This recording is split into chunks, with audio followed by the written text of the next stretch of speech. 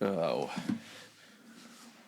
Do you have anything to lead into this one, or do you just want to get straight into it? We can raw dog it. I just want to talk about just we can record it or not, but how fucking crazy is it that we have a Supreme Court and there's just like no ethics?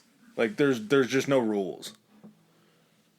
Because Clarence Give me an Thomas, example so I know where your mind's going. have you not seen all this Clarence Thomas stuff and the Oh, I stopped the looking. head guy Roberts? No, I quit looking at Twitter like for the last like month. I can't do Twitter anymore because I fucking just doom scroll the fuck out of it, and It's a then it depresses hellscape. me. Okay, so what's happened with him? So Clarence Thomas, apparently there's a very, his name is something Crow, I believe. And Not Russell, not Cameron. no, he's this old Southern fella. Okay. That is just rich beyond his wildest dreams, and he owns a law company or a law firm. Mm-hmm. And I get Harlan Crow is his name. Okay. Harlan Crow sounds like every bad Southern person. Like It that's sounds just a like bad story. it sounds like the bad guy in like a Dukes of Hazzard-esque or Smoking the Bandit. Someone to be like, well, what do we have here? And he really is. Like, this dude, he's, like I said, the head of a law firm. And I guess him and Clarence Thomas, like, became friends at a young age or some shit Is like he one that. of those goddamn old-ass Southern gentleman lawyers? This guy has a collection of Nazi memorabilia. Ooh, that okay. obviously, he only keeps it because it's history. Because and of not 'cause he likes for it. historical significance and Yeah. documentation. I look at this stuff to remind me of what I'll never want to become. Except for hating minorities. And that's what the weirdest part about it is him and Clarence Thomas, I guess, are boys. Which I don't want to say that white people and black people can't be friends, but a guy named Harlan Crow probably isn't friends with Clarence Thomas. I will reserve my judgments for Clarence. I don't think Clarence Thomas... I'm not going to say anything. But I don't know how they became friends or anything like that, but they've known each other for a really long time. And Clarence Thomas, he sold that property that his mother's house and his mother's house that she's still living in or was still living in at the time to Harlan for like, I want to say it was well over $1 million, and it wasn't a very large plot of land. Okay. And So it was like a loaded transaction. yeah, except for Clarence Thomas's mom still lives in the house, and they went through and upgraded and renovated everything and just made it nice. She doesn't pay anything to course. Harlan. And his That's law not firm, what the money was for. I mean, No. Yeah. But his law firm has argued like multiple cases in front of the Supreme Court, Of course. which they don't have to disclose that shit to the ethics community. John Roberts had a very similar deal where he'd sold some land to somebody else who, again, was a very rich attorney that had argued cases and did argue cases in front of the Supreme Court. And the guy's the Chief Justice. Like, we don't have the ethics to be like, yeah, you have to disclose everything and everything that you did with everybody. Like, how is that possible? How is the highest court in the land not... Yeah, I don't... Again, dude, it's an experimental system. Like, we think that it's all just fucking figured out because it's 250 years old. It doesn't. We don't have it fucking figured out. And even at that point, how long has this iteration of the Supreme Court even been, in existence? It's just still one of those things, though. Like, they have tougher ethics laws, I think, for politicians than they do for the Supreme Court justices. Which is shocking. That's supposed to be their job. They're supposed to make up the laws and enforce the law. And no, it's not. Enforce the law and everything. But they're supposed to be able to interpret what the founding fathers meant by all these previously existing laws in their own way. Like, I can interpret, like, you can put 5 people in a room and give them the same bit of information, and you get 5 different interpretations of the information. Yeah, it's just, I don't know. I get that it was like an experimental system that we were just trying out and make it happen, but we had to have realized fairly quickly that it was kind of an antiquated system. Like, we either have to abandon... Yeah, but what's the one thing when it comes down to trying to change anything that, like, is the most resistant to change? Anything that has been established or anything that we set forth within the holy papers of the, founding of the government and all that kind of stuff, that's the stuff that's not able to be changed. So because it established essentially the judiciary branch and, the Supreme Court and all that kind of stuff, there's not even an option for trying to find something better. We gotta fucking figure I something understand out. that. I'm not Either saying that or we just shouldn't. make it so all the loopholes are taken care of. Like, We should have a situation where it's. I mean, I know that the Congress has kind of changed some rules in order to get some people in some places that they probably shouldn't be. But why are Supreme Courts not popular vote? Like, why is the Supreme Court nominee not popular vote? Why can't the people have a say in the people that are doing it? I think it's just because of how the justices are selected. I mean, not only do you have to, where would they come from? How would enough people be aware of those people? Because again, it's not like Congress where you're sending elected officials from at least in your state as a representative for you. There are how many Supreme Court justices right now? Like 9. 9. So that's 9 out of the entire country. So there could be a Supreme Court justice in Florida, but outside of Florida, who the fuck knows what this person stands for, has any information on him? So, and that's what's so fucked up about the whole process of being able to assign is just who happens to retire and who happens to be in power can completely restructure it. I mean, some of it is kind of luck and timing to where what if there's like 5 times in a row that one party is in power and gets to elect the Supreme Court justices in there? That's happened pretty recently and everything. Very recently. But that's not an accurate representation, and especially just not having them even be elected. It's hard to look at it and say, well, you're making laws and rules for us, but we didn't elect you. Like, I might have nothing in common with you and would not vote for you, or might not vote for 7 out of the 9 people that are in those positions. Yet they're supposed to be in those positions because they've, what am I trying to say? They've demonstrated over the course of whatever illustrious law career they've had that their judgment has been sound, or that they fit a narrative of the current administration that's in office, and they like what that judge. We saw that within the last 6 years with like the fucking Coney Barrett, and then what was the dude that I like to drink beer? Oh, the Devil's Three-Way. Kavanaugh. Kavanaugh, yeah.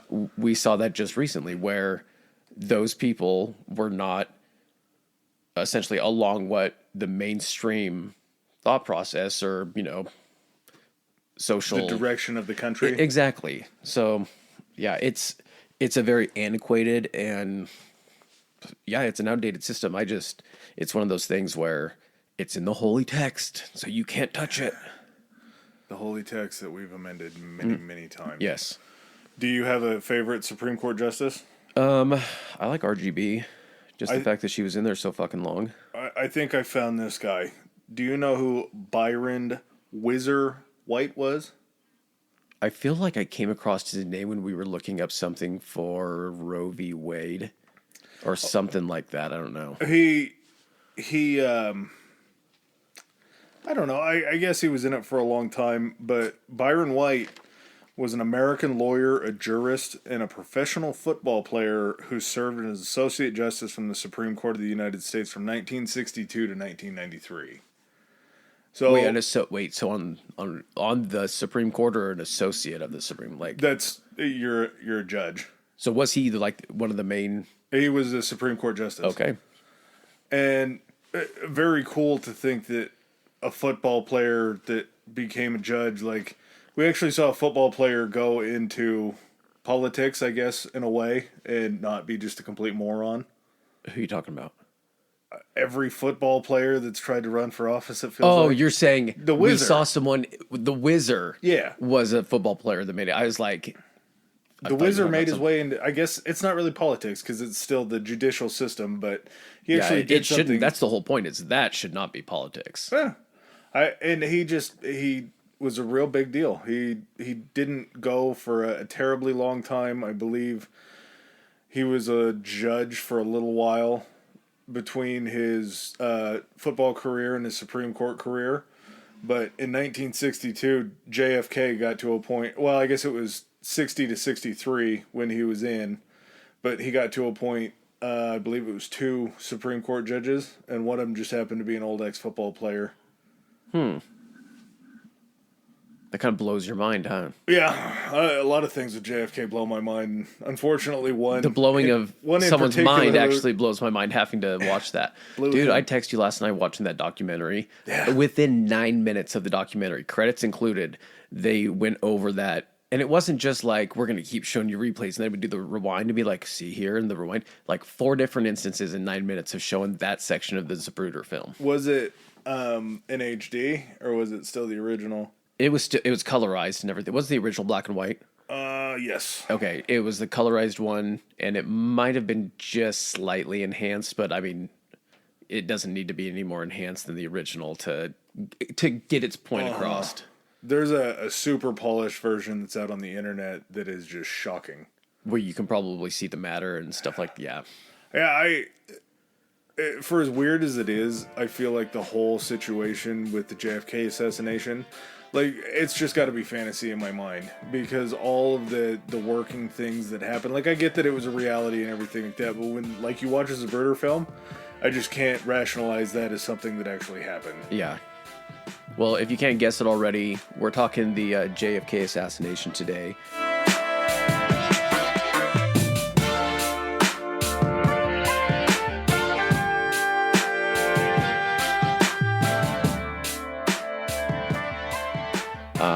Both what actually happened and, I mean, at this point, what was the last poll? In like 2013, 61% of people said they thought that there was something wrong with it, yeah. Something wrong with the official narrative. So it's not even a conspiracy at that. Well, no, hold on. Okay, I was listening to this, and here's the thing I figured out with conspiracy theories.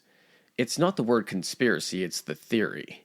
Because a conspiracy is just the intention of a group to... It's an actual crime that you can be charged for. Yeah, to have a crime, like, for nefarious means, and it's a secret. There's conspiracies all the time, people planning all these things and everything like that. It's the theory part that is the craziness of it. So when people just say, oh, it's a conspiracy, be like, well, that doesn't mean it's crazy. It's when you're like, well, I have a conspiracy theory. That's just your idea based on that conspiracy. But whenever you attack something like this, you don't say I have a conspiracy, you say I have a theory. Yeah. Because it makes it sound less nuts. Well, because is there literally any other, maybe there's another worldwide or another countries have larger ones, but is there any event aside from maybe something like the pyramids that has more of a conspiracy around it than this, MLK, at least in modern history? A lot of assassinations, MLK. I think this one has more to it than even Martin Luther King. Well, I think the same people did it. I'm not saying, but I'm saying that there's more. You can believe that the same people did it, and we're going to get into all of that. What I'm saying, though, is how many different possibilities with this there are versus with Martin Luther King Jr. You kind of knew, right? It funneled it very, very quickly down to who it was going to be. Yeah. Yeah, I can't think of really anything else. I don't know. There's a lot of fucking flat Earth theory people out there, or lizard Illuminati. That's not as big as this. Oh, buddy. So I don't think this is necessarily this is like mainstream conspiracy theory. Mm-hmm. Like, this is something that everybody has just looked at and been like, we don't agree with it. There had to have been something different. Yes. But I think the lizard Illuminati and the goofy shit like that, like lizard people, I feel like that buries themselves under the surface. Like, the people that believe that this was true, mm-hmm. that believe the Warren Commission, yeah, that number of people that believe that is probably closer to the number of lizard people than you think. Like, as far as percentage believed. Well, no, because it was 39% of people. Or it was like 30, sorry. It was 30 because there was 9% like unaccounted for. I read one that was like 11%. I still don't think there's 11% of people that think there's lizard people. All right. The only reason also that this one maybe isn't as... Like, this is the granddaddy, the OG, the godfather of conspiracies. Maybe. Fine.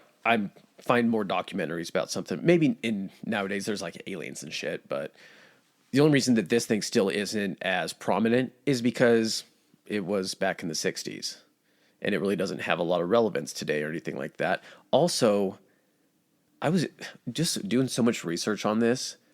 Do you feel like if, like you were saying, you watch the video and it just looks like a movie because we've seen so many things. We've seen more made up Hollywood instances of explosions, people blowing up, people dying, all that kind of stuff, than far, far, far more than we have real life footage of that. And so when like you watch like the Zapruder film and you see his fucking head explode, part of your brain is just like, that's just special effects. But then like you sit there and you think about it and everything, you're like, no, like I'm watching unedited this actually occur. And I'm watching Jackie try to go off the back of the car to grab a piece of, is it brain or skull? Both. I think it was just kind of everything. Which Yeah, just in case you're not aware, there's going to be some graphic descriptions of stuff during this, and that's just basically the content of what we're talking about. But I'm also gonna pre-apologize. I'm sorry for laughing at this because this is just one of those things that's so absurd that it's just kind of got to be funny. And the second thing is, I'm not gonna refer to anything really by scientific terms because I can't. yeah, but When I say melon, it means skull. yeah, but yeah, I mean, so I think first what we should probably do is discuss what is recognized by the Warren Commission as the official story, what occurred according to them, and then who was the responsible parties. And then after we've discussed that, I think that then opens us up to discuss where there should be or where there are discrepancies, and where different theories are going to come into play. Do we want to start there, or do we just want to start with the day? No, I meant the day. Yeah. Not just what the findings were. Yeah, let's like kind of the lead up and everything. So let's just discuss what happened that day, and then how it corresponds to what the Warren Commission determined. The Warren Commission, just so we can get it out of the way, was a special commission, a special committee commissioned by Lyndon B. Johnson, who was sworn in after JFK was pronounced dead, to basically by a woman. Huh? I'm pretty sure he was sworn in by a woman judge. Not that that's shocking. It was but just for Lyndon B. on, Johnson and John it was someone Kennedy on Air Force One. They just had to find. And so it was commissioned by Lyndon B. Johnson essentially to investigate the assassination of JFK. It took 2 years to compile, so it was between 76 and 78 that they did it, right? The Warren Commission was... No, because it was before... No, sorry, 66 to 68. Yeah. Because it was right, sorry, yeah, it was within a couple years of the actual event. There's a massive amount of... It's 800 and something pages. 888, exactly, which, again, I get that you have to put all your findings as far as, like, evidence and transcripts. That just seems like you're trying to bury stuff. Yeah. Like, who wants, like, do you want to read this? You're like, how long is it? They're like, 8, well, can you just point out the good stuff to me? Nah, you're going to have to read it. Summarize this shit in fucking 44 pages, and if I got questions, then I'll come to you. Well, thankfully, that's what the internet's done. Yeah, that's true. It's so crazy, and the commission was named after Chief Justice Earl Warren. I believe he was at the head of it. Yeah, so he was the one that Johnson actually approached and was like, I need you to head up the commission on this. And initially he was like, nah, I'll pass. And then he said something to the effect of, so if your commander-in-chief asked you to put on a uniform in the defense of your country, would you say no? And he's like, I get what you're going with this, so fine, I'll do it.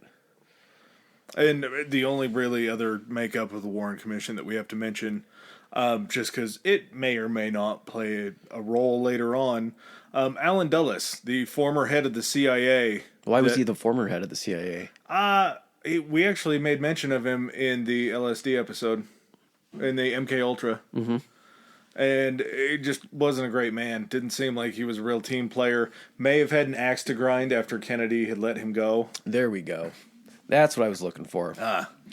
So, November 22nd, 1963, John F. Kennedy, Jacqueline Kennedy Onassis, Jackie O, Governor Connolly. Lyndon B. Johnson was there. But they weren't in the car. No, they weren't. I'm just describing kind of what happened. Okay. So they all arrive in Texas. Kennedy's there to essentially do like a tour, kind of building up support for the election in '64. Yeah, he's running again. He's done amazing things, incredible things so far.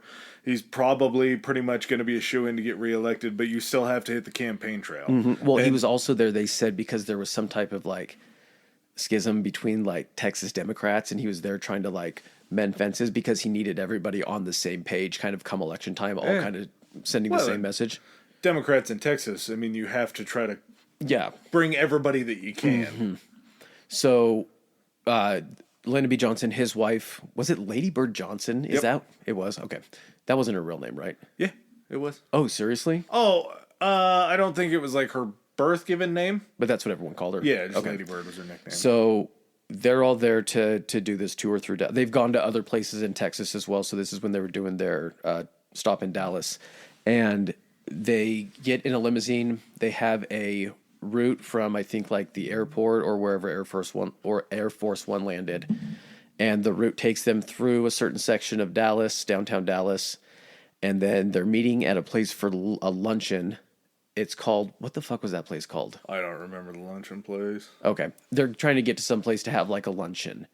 And riding in the car, it's a limousine without a top on it. They decided on that day because was it nice? It was sunny outside, yeah. It was Had sunny. it been raining. Yes. So they weren't going to use the bubble, which basically the bubble was a fucking bulletproof bubble that went over the car. Really effective at stopping bullets, I'm sure. So probably would have been a good thing to have. So riding in the car, you have two Secret Service guys, driver's seat, passenger seat. Again, this is a limo. Behind them, in what they called jump seats, were the governor of Texas on the right, or the passenger side, and then his wife on the driver's side, right behind them. And then in the, where you would consider the back seats, were Kennedy on the passenger side, sitting behind the governor of Texas, and then Jackie O sitting to his left. They were kind of, and the reason I'm mentioning this is because it's going to play into essentially how everything goes down. Their seats, I guess the jump seats were sitting down lower, and then the seats behind them where the Kennedys were sitting up just a little bit higher. Well, it makes sense because they use this type of thing for these sort of events.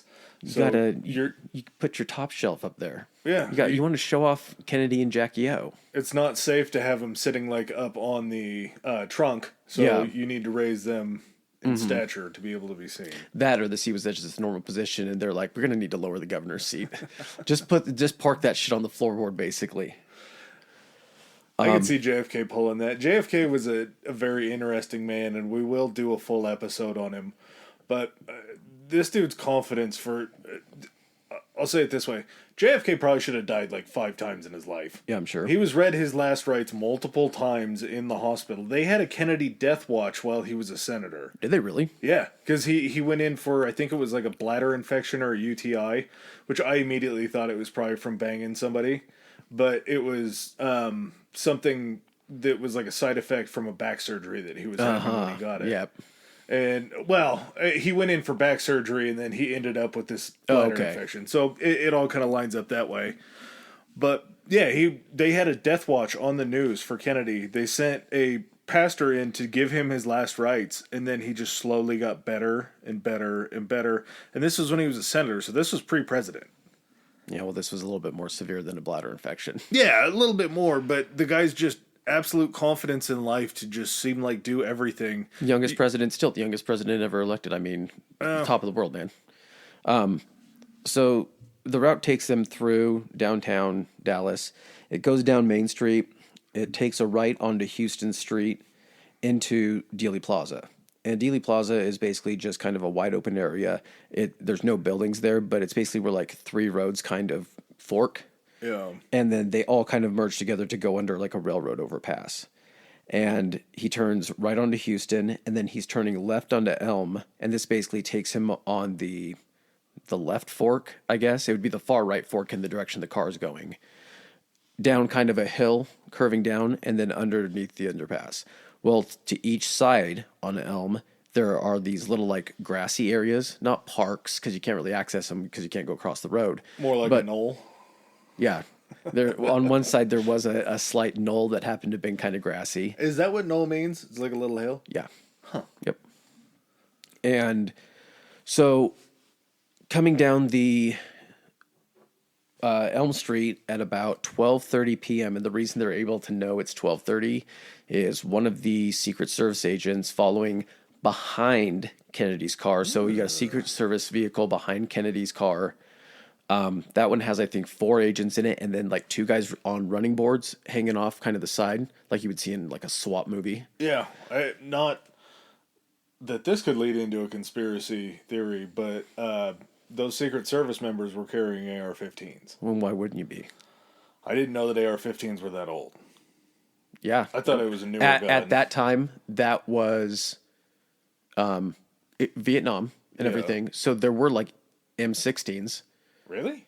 Yeah, that's what they used in Vietnam. Like the old school, like 3-round burst M16, or the fully automatic, I guess. I'm just remembering them from Call of Duty. But you would think that maybe there would be an AR based off that, because it's just assault, or armament something, whatever AR-15 stands for. Yeah. I think it's Armor Light. I think it's Armor Light something with an R. Yeah. So, Armor and then Light. behind that car, that's where Lyndon B. Johnson and them are riding. And I don't know if they were riding with the lieutenant governor or whatever. So they turn onto Elm, and as they're heading kind of down this hill and slowly curving, the car's going about 11 miles an hour. There's a gunshot, and there's going to be a debate between how many gunshots, the time between them, and stuff like that. But basically, there's a shot, it misses, a second shot, and that hits Kennedy in the back, the exposed part. So I thought it was like in the back of the neck. It was more like in his trap, down lower, just to the. It went through his esophagus. He was kind of slouching. So from the, no one's going to be able to see what I'm doing right now, but I'm going to try to describe it. So if you're sitting in a chair and then you decide to lean forward, you're slouching a little bit. So if you were to do a downward angle, like the trajectory was going, it would go in through on your right-hand side, your trap just below your neck. It missed his spine. And then because of how he was slouching forward, the angle of travel came out like right. I want to say almost like where your Clavicles come together. Where your what? Clavicles come together? Yeah, kind of in the front where you get that kind of U-shaped, like below, if you have an Adam's apple, like down below, like 3 or 4 inches below your Adam's. If you don't have an Adam's apple, it's where your Adam's apple would be, like 3 or 4 inches below that. And in the video, I mean, you can see exactly what's happening. So Kennedy in the Zapruder film, both hands go up to his neck to cover the exit wound. And then as that's happening, Jackie, there's something in the car. Someone said, like, did Kennedy say I've been shot? Because the Secret Service say there's some reports that they heard him say that. I think it was just the gunfire and the reaction. It was the gunfire and the reaction. Pretty immediate. So in the Zapruder film, he covers his neck and then literally kind of leans in, and it's almost like Jackie is trying to like put her arm around him to try to like not shield him, but like he's leaning into her. And as he leans into her, his head kind of turns, and then. How many seconds would you say after that first when he goes up to his neck? It's literally like 3 seconds, maybe. Yeah, I think. Would you classify it as? Was it enough time to reload a bolt-action rifle? I'll get to that. But then after that, as he's gripped his neck and Jackie's kind of like leaning toward him, basically the right-hand side of his temple explodes. And in the Zapruder film, you can basically tell when that happens. And as that happens, very important to note, his head goes backwards and to the left, as if the shot came from in front or slightly in front of him and to his right. First shot goes into his back.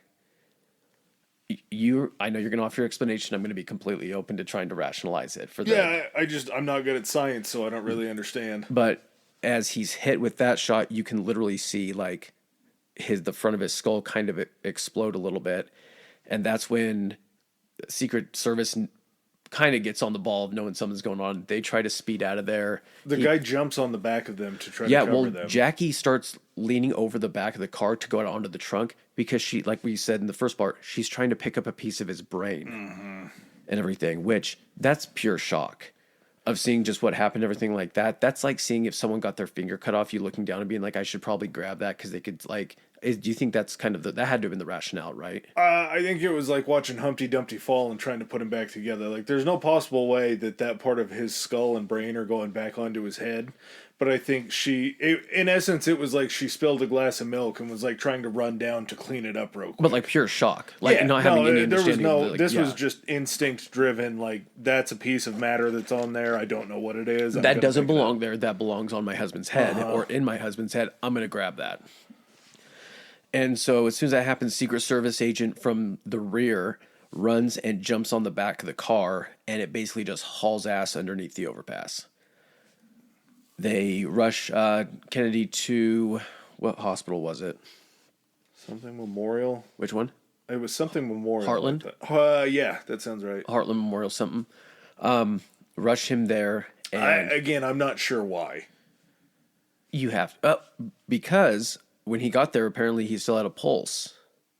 He didn't have like half of his face and brain. I realized that, but at the same time, like if there was enough to keep, I'm not like he would have died. Yeah. He could have died after the first shot and everything. What I'm saying though is This that is very important to the story, though. it is.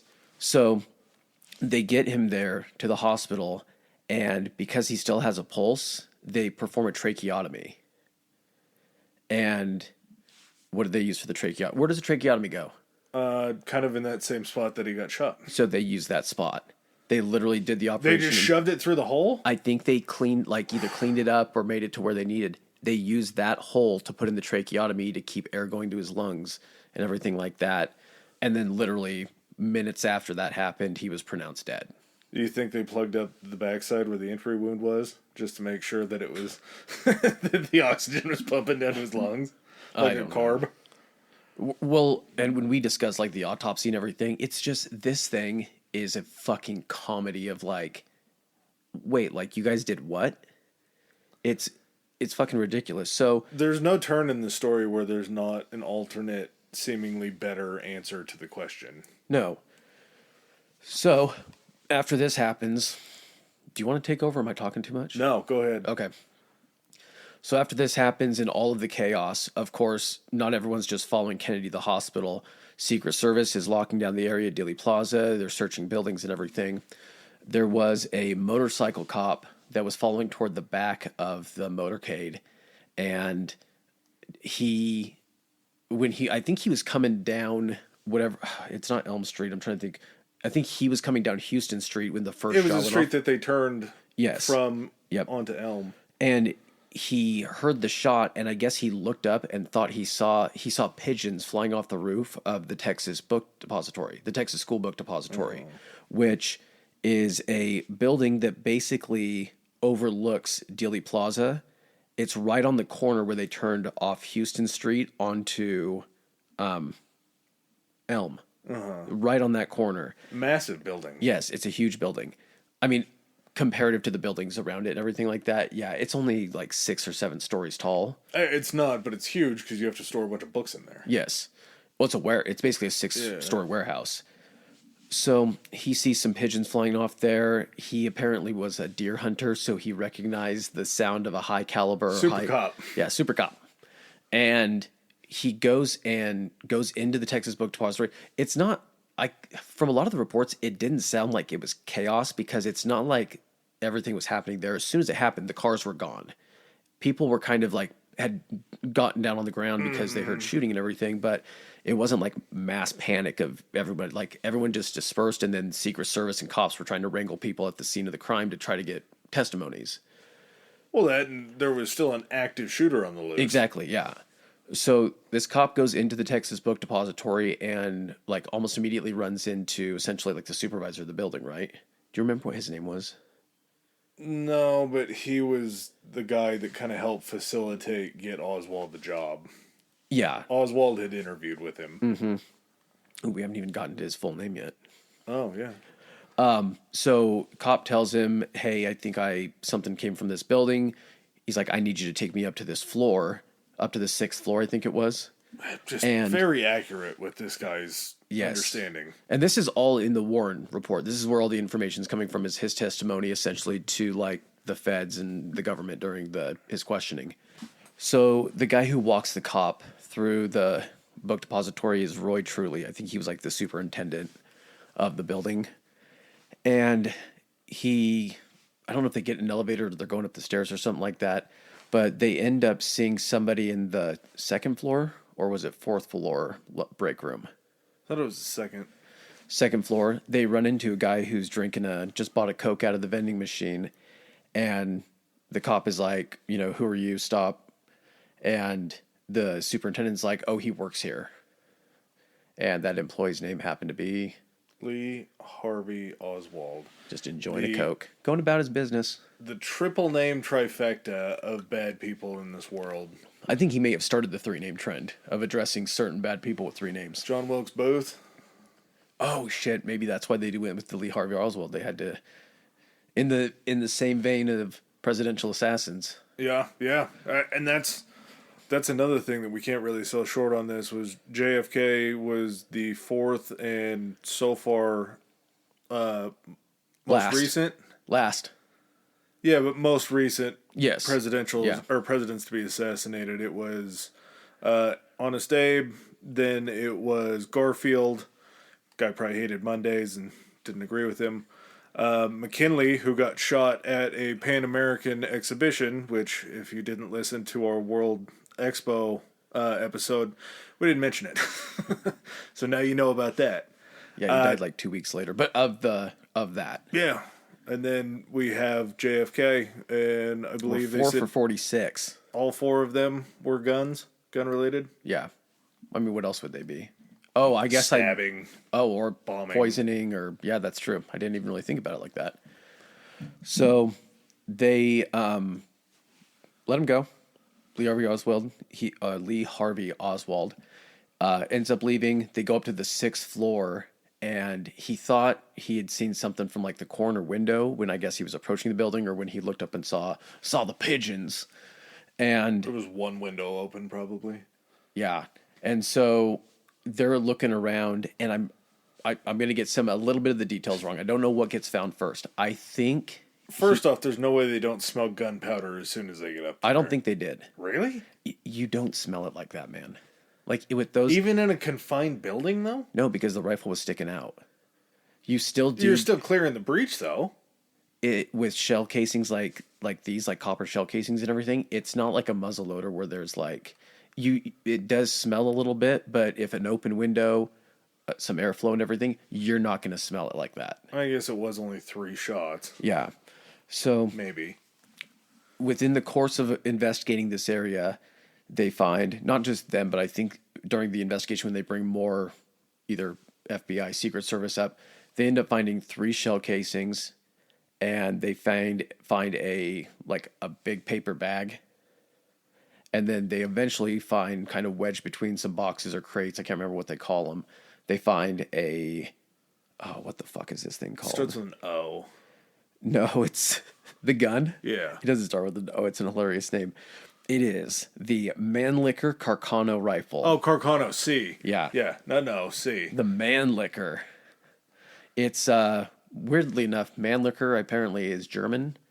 But then I don't know, the Carcano is Italian, but it's an Italian-made World War II bolt action with a magazine. The reason I'm stating it has a magazine is because in a bolt action that does not have a magazine or internal storage, you're literally having to feed a shell or into the breech and then put it in there. It takes more time, but it's still a bolt action. So it takes time when you shoot it. You then have to lift the bolt, pull it back. The slide has to come back, eject the cartridge. Then the magazine brings up the new one, and then you can put it forward and put it down again. It's something that does take time and practice, which someone will eventually have practice on that. Yeah, eventually, you kind of have to come to terms with to be able to fire, because it was 3 shots in how many seconds was it? Was it 9? The general consensus is somewhere between 6 and 9 seconds. Okay. It seems so much shorter than that because I know. In when you're watching the Zapruder film, you don't see when the first shot was fired, and you can't tell where it misses. There's not something that hits on the car and you can see spark. It's not movie shit. Yeah, it just glanced off the road, didn't it? Yeah, and then the second one that hits him through the shoulder and the neck. So I don't know. It's not instantaneous, where he is automatically shot and then he reaches up. He gets shot and it's probably in shock for a second. Then it's oh shit, and then reaches up, and then there's maybe. It seems like a lifetime, but it might be solid 2 to 3 seconds, maybe 4 seconds between that last shot that finishes him off.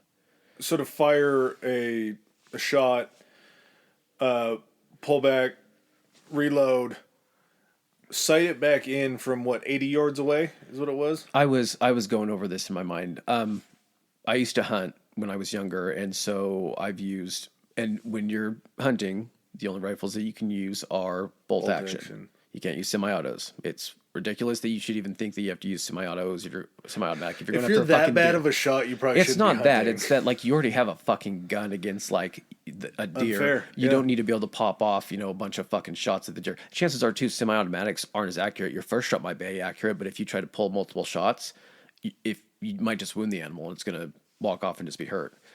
But anyway, so, and also at the time of the World War II technology, a lot of guns had bolt action, especially ones that were designed for marksmen or like long range shooting. Even 6 to 9 seconds, here's the thing. If he's sitting, he's in a position where he has it rested on the windowsill. So he has a stable base. It's not him holding it, trying to get a shot.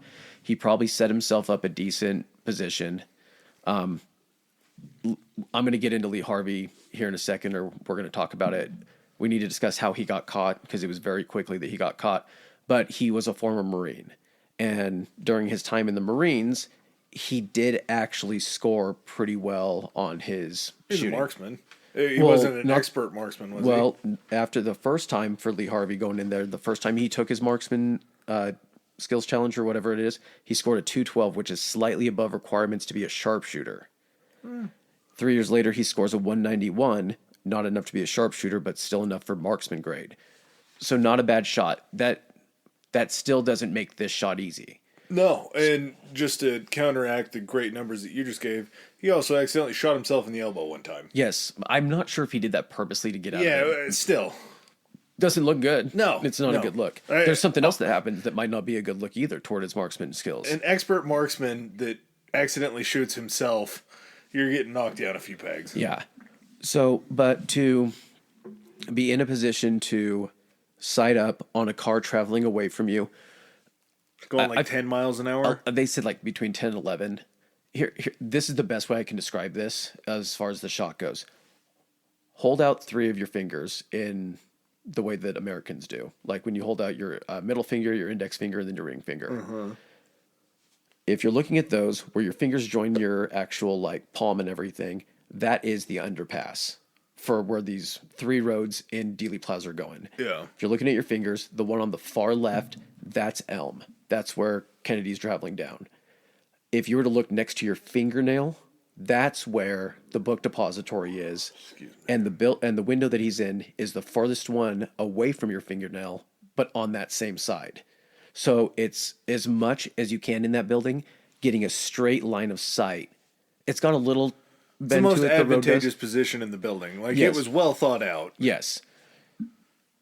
To have a downward line of sight against 6th floor, so he's up minimum 60 feet, looking down at a car traveling almost directly away from him at about 11 miles an hour. Okay, here's the thing.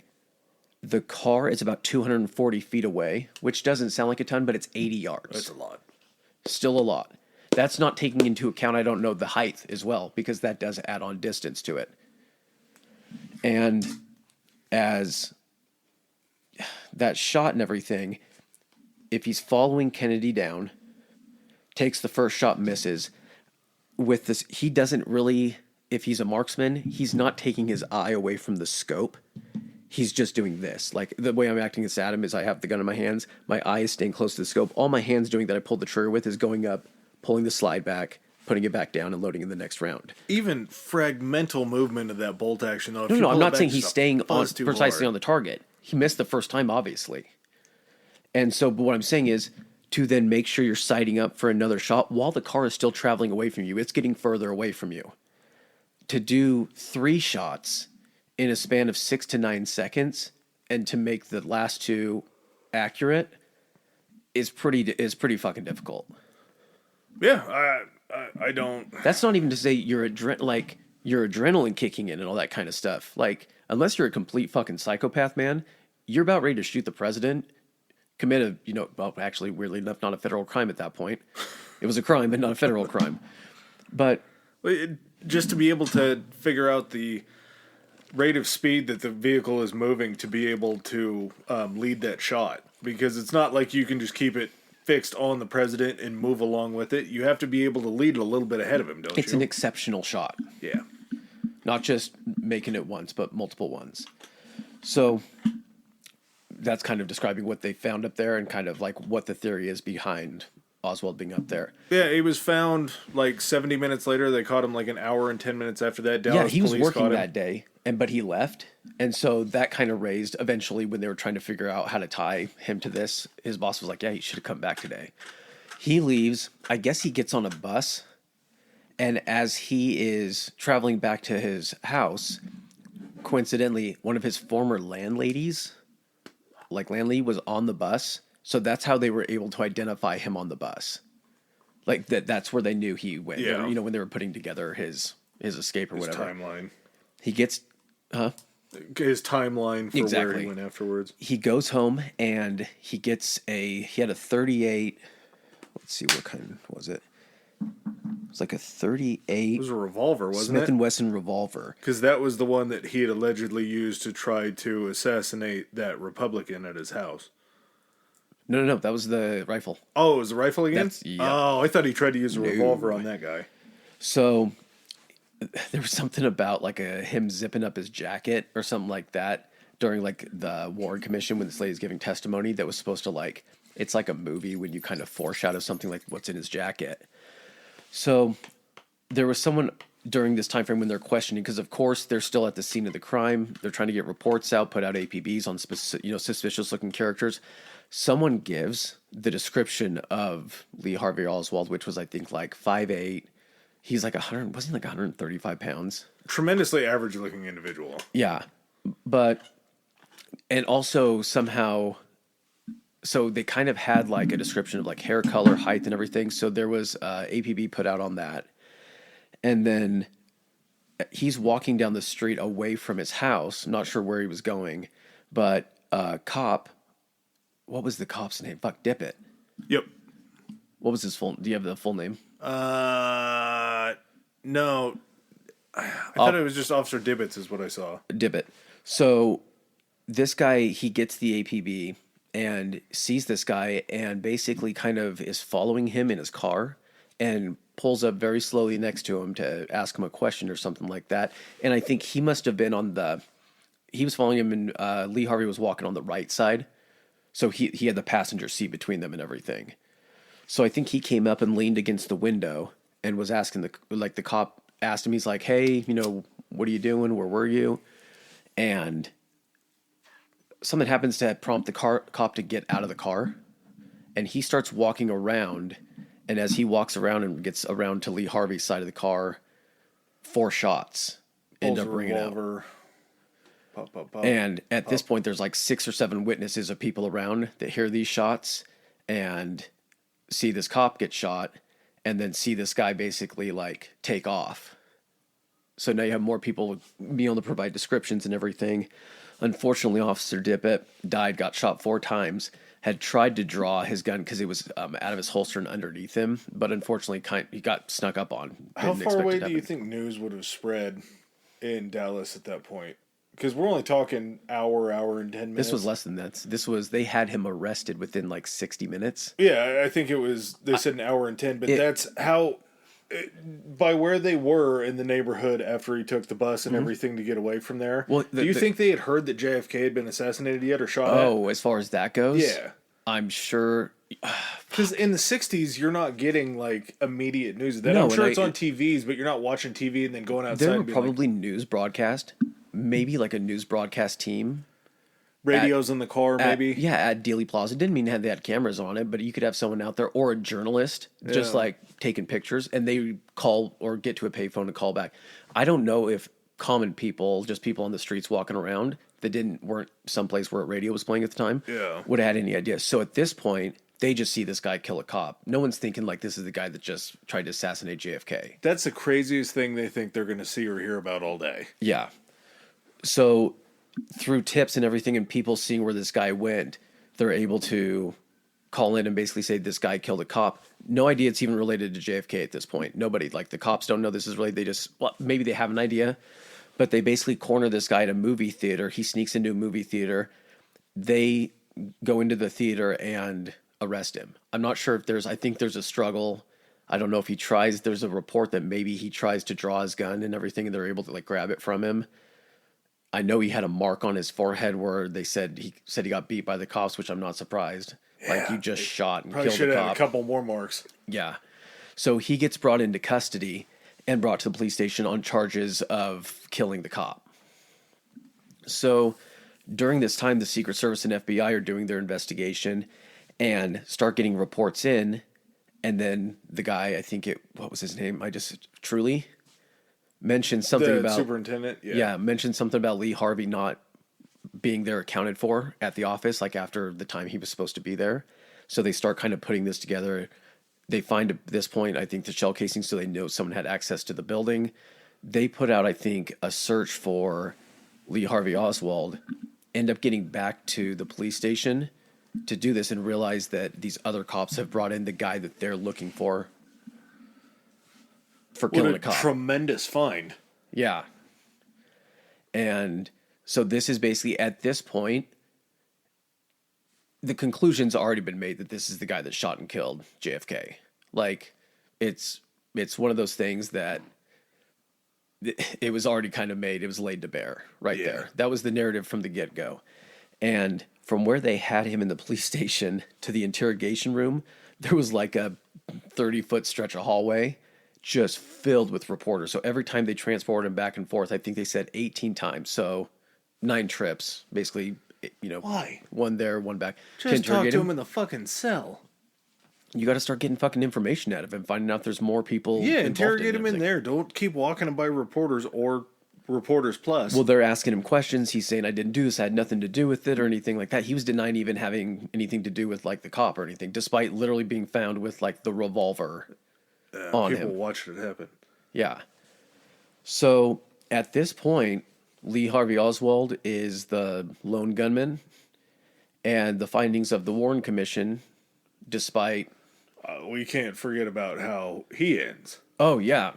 Yeah, so 2 days later, as they're walking him through the basement, like you were talking about through that hallway, among the reporters, there was a... 70 cops. 70 uniformed officers. lot of people, a lot of coverage, a lot of security on this guy. A lot of cowboy hats. Mm-hmm. There was I believe he was a nightclub promoter and may have had a few other positions that were less some previous known positions to the people. Jack Ruby. Jack Ruby supposedly didn't they say that he was known to Kennedy, like him and Kennedy were friends or something like that. I thought they may have been in the same orbit.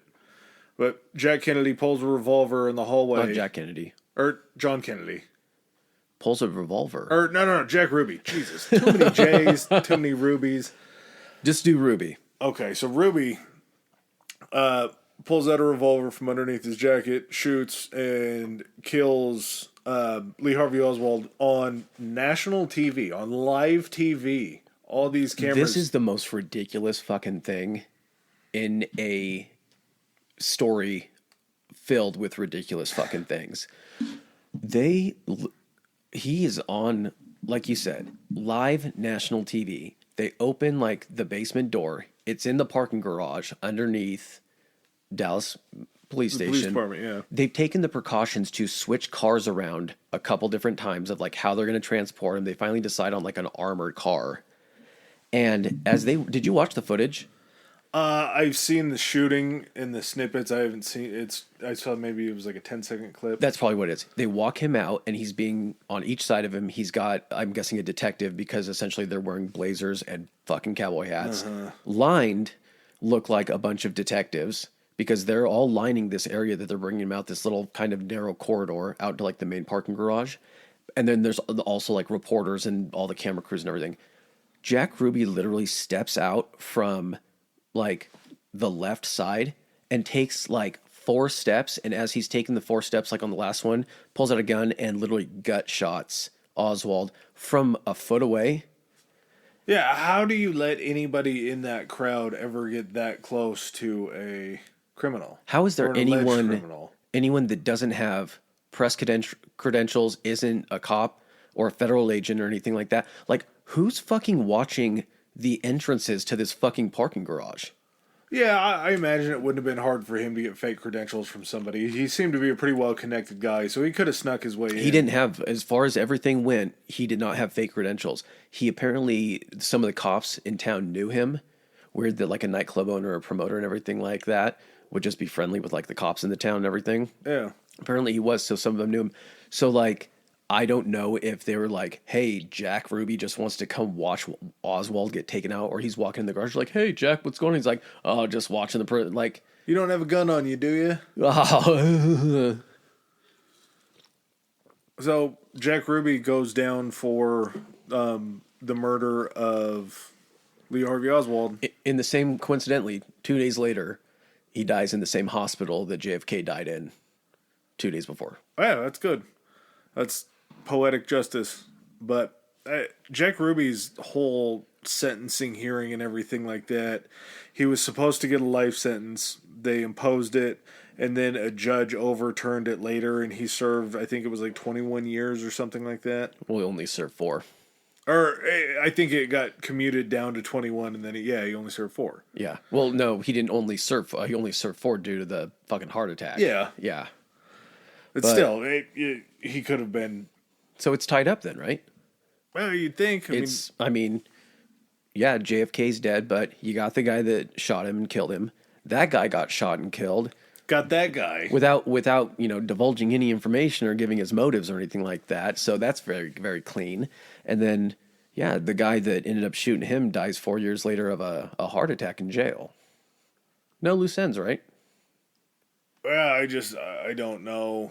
I mean, how great of a story that is. It sounds, there's some things that kind of make you scratch your head, but it sounds. Well, Adam, that's the official story. That's what the Warren Commission, this committee, put together to investigate the assassination of a president. I mean, there wasn't anybody on that commission that had anything against JFK or would try to just sweep anything under the rug, right? I mean, nobody had an axe to grind. Yeah, nobody at all. Not even the guy that was the head of the CIA. Dulles, yeah, Alan Dulles. The whole idea behind the Warren Commission, it all makes total sense. You have to get that figured out, and you also have to be able to explain that. Like anytime there's a massive issue that happens, whether it was 9/11, really any major national tragedy that happens, there's always a commission that's put together to find out all the facts, to get all the information, to compile everything. So that way the final report, which like we said earlier, Warren Commission final report was 888 pages. Which sounds like a shitload, but you have to compile literally like the whole storyline of the official story that's going to be put out. Well, guess what? We're reopening the case. Court's in session, because I don't buy it. No. It stinks. No, and we're certainly not the only one. They have rehashed this and gone over this so many times. From 75 with the Church Committee, which we'll talk about. 76, they actually created a select House committee for assassinations. Yeah, the House Select Committee on Assassinations, HC or whatever it Yeah, is. so we're just creating House committees to investigate assassinations They're because all they're finding just out starting something. to pile up. They're also finding out something different, though. None of their information matches up on these committees or anything. I mean, unless you got anything else to go over on the actual like day of and everything like that, do you just kind of want to get into what the prevailing theories are? Well, we have to talk about the official theory. And the official theory, after everything that they went through with the Warren Commission, was that Lee Harvey Oswald was a lone actor. They don't believe that there was any foreign or domestic interference that may have been a corroborator with him. Just basically, they said that he had become disillusioned with his environment was the reasoning for the assassination. So the official story on the actual ballistics of the shooting was that there were 3 shots fired by Lee Harvey Oswald. First one was a miss. The second bullet hit Kennedy in the neck. It then went back. Yep, and then went through the front of his neck. It hit Connolly, who was sitting down and in front of him, in the right below his armpit, but a little into the left, into his back. That then exited him right below his nipple. He had his wrist, I believe, sitting, the way the camera has it sitting, it looks like he's kind of he has his wrist on his thigh and he's turning over to the left to talk to his wife or something like that. The bullet then exits below his nipple, goes through his wrist, and then lodges itself in his thigh, his right thigh, correct? Because everything is on that same side, Yeah, it's almost like a magical trajectory. like a magic bullet, right? Yep. The magic bullet theory, and is crazy and coincidental as it sounds and everything with this. I guess it the trajectory could be possible. It's a high powered rifle. It's not going through a ton of meat on Kennedy. The back of his neck where his traps are. I mean, he didn't have huge traps. He's not yoked. Not a large man, no. But the fact that it could still go then through Connolly, still have enough to penetrate his wrist and then get lodged in his thigh, and then this bullet just happens to coincidentally appear on Connolly's gurney at the hospital and is in remarkably weirdly good shape. Like hardly distorted at all.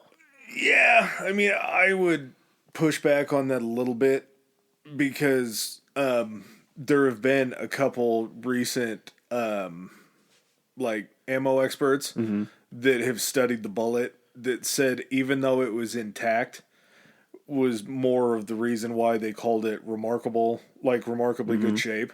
There was a bend to it because after the Geneva Convention, one of the rules of warfare was that their bullets had to be what was called a full metal jacket, which means that it's a solid outside and it's a solid tip, whereas a hollow point or any other... Yeah, the ammo that you're talking about that tends to mushroom and disperse is like, or tends to break apart is like, they call it like what, frangible. Oh yeah, It's something like that. So basically, this bullet stayed intact. It wasn't like mushroomed or anything like that. It didn't break apart. It was like all together. Whereas the other bullet that shot him in the head through all of their ballistic studies, that happened to have been a different type of bullet that was more of the frangible one, and that's the one that breaks apart to where it's just breaking apart into shards and pieces of shrapnel. fragments, And you can't find any of it. Well, you can find traces and chunks of it, but rarely will you ever find a fully intact bullet. Exactly. But this first one that was fired did have a little bit of distortion to it, and I recommend, like, if you hear it... Well, they found it in Yeah. Connolly's leg. But if you hear the trajectory of it, it sounds fucking impossible. But when you I'm actually... sitting in here by myself when you were doing something, and I'm sitting there, and I'm like, so he would be sitting here, and here's what I don't understand about the trajectory. I'm not sure exactly how the seats in the car were as far as like how many inches to the left was he, to the right. The angle of the car when he took the shots was not like directly away from him to where whatever trajectory, Kennedy was straight in front of here at this point. It was almost to where if he fired, the bullet would have hit Kennedy and gone almost a little bit like in, a little bit more right, and then left his body a little more to the left of where it had entered, like in a straight line. It was a little bit more off center. Yeah, so for it to go into Kennedy's back and then exit, it almost felt like it had to be a straight on shot, or Conley had to be leaning, or Kennedy had to be way over to like the right, the way that the car was positioned and everything. But I would say it's more plausible than what it sounds. It is, but what I'm getting at here is then why was the second bullet not able to be found, or why wasn't it like that? Why wasn't it fragmented? Yeah, because there's a good chance... why was it fragmented? Why was it fragmented? Yeah. Right, because it's a good chance that it came from somewhere else. Because as you were talking about with the loader in the bolt action that he was using, it had the magazine in the bottom of it. Those I don't believe are really guns that you could load like a full metal jacket round and then load like a hollow point. You wouldn't use a hollow point because that's far away. They didn't make... So a hollow point, as far as like caliber of rifles like that, it's possible that they made some variation of a hollow point, or they make them now for like deer hunting and stuff like that.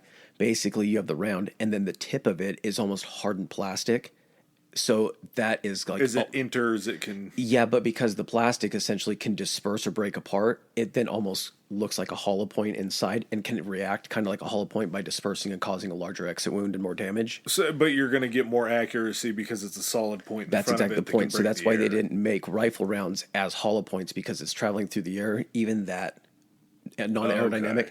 it'll throw off your precision from a long range. That's why only pistols that you're only meant to, shoot from like, 15 to 20 feet away. Handguns. Why you can have hollow points in those.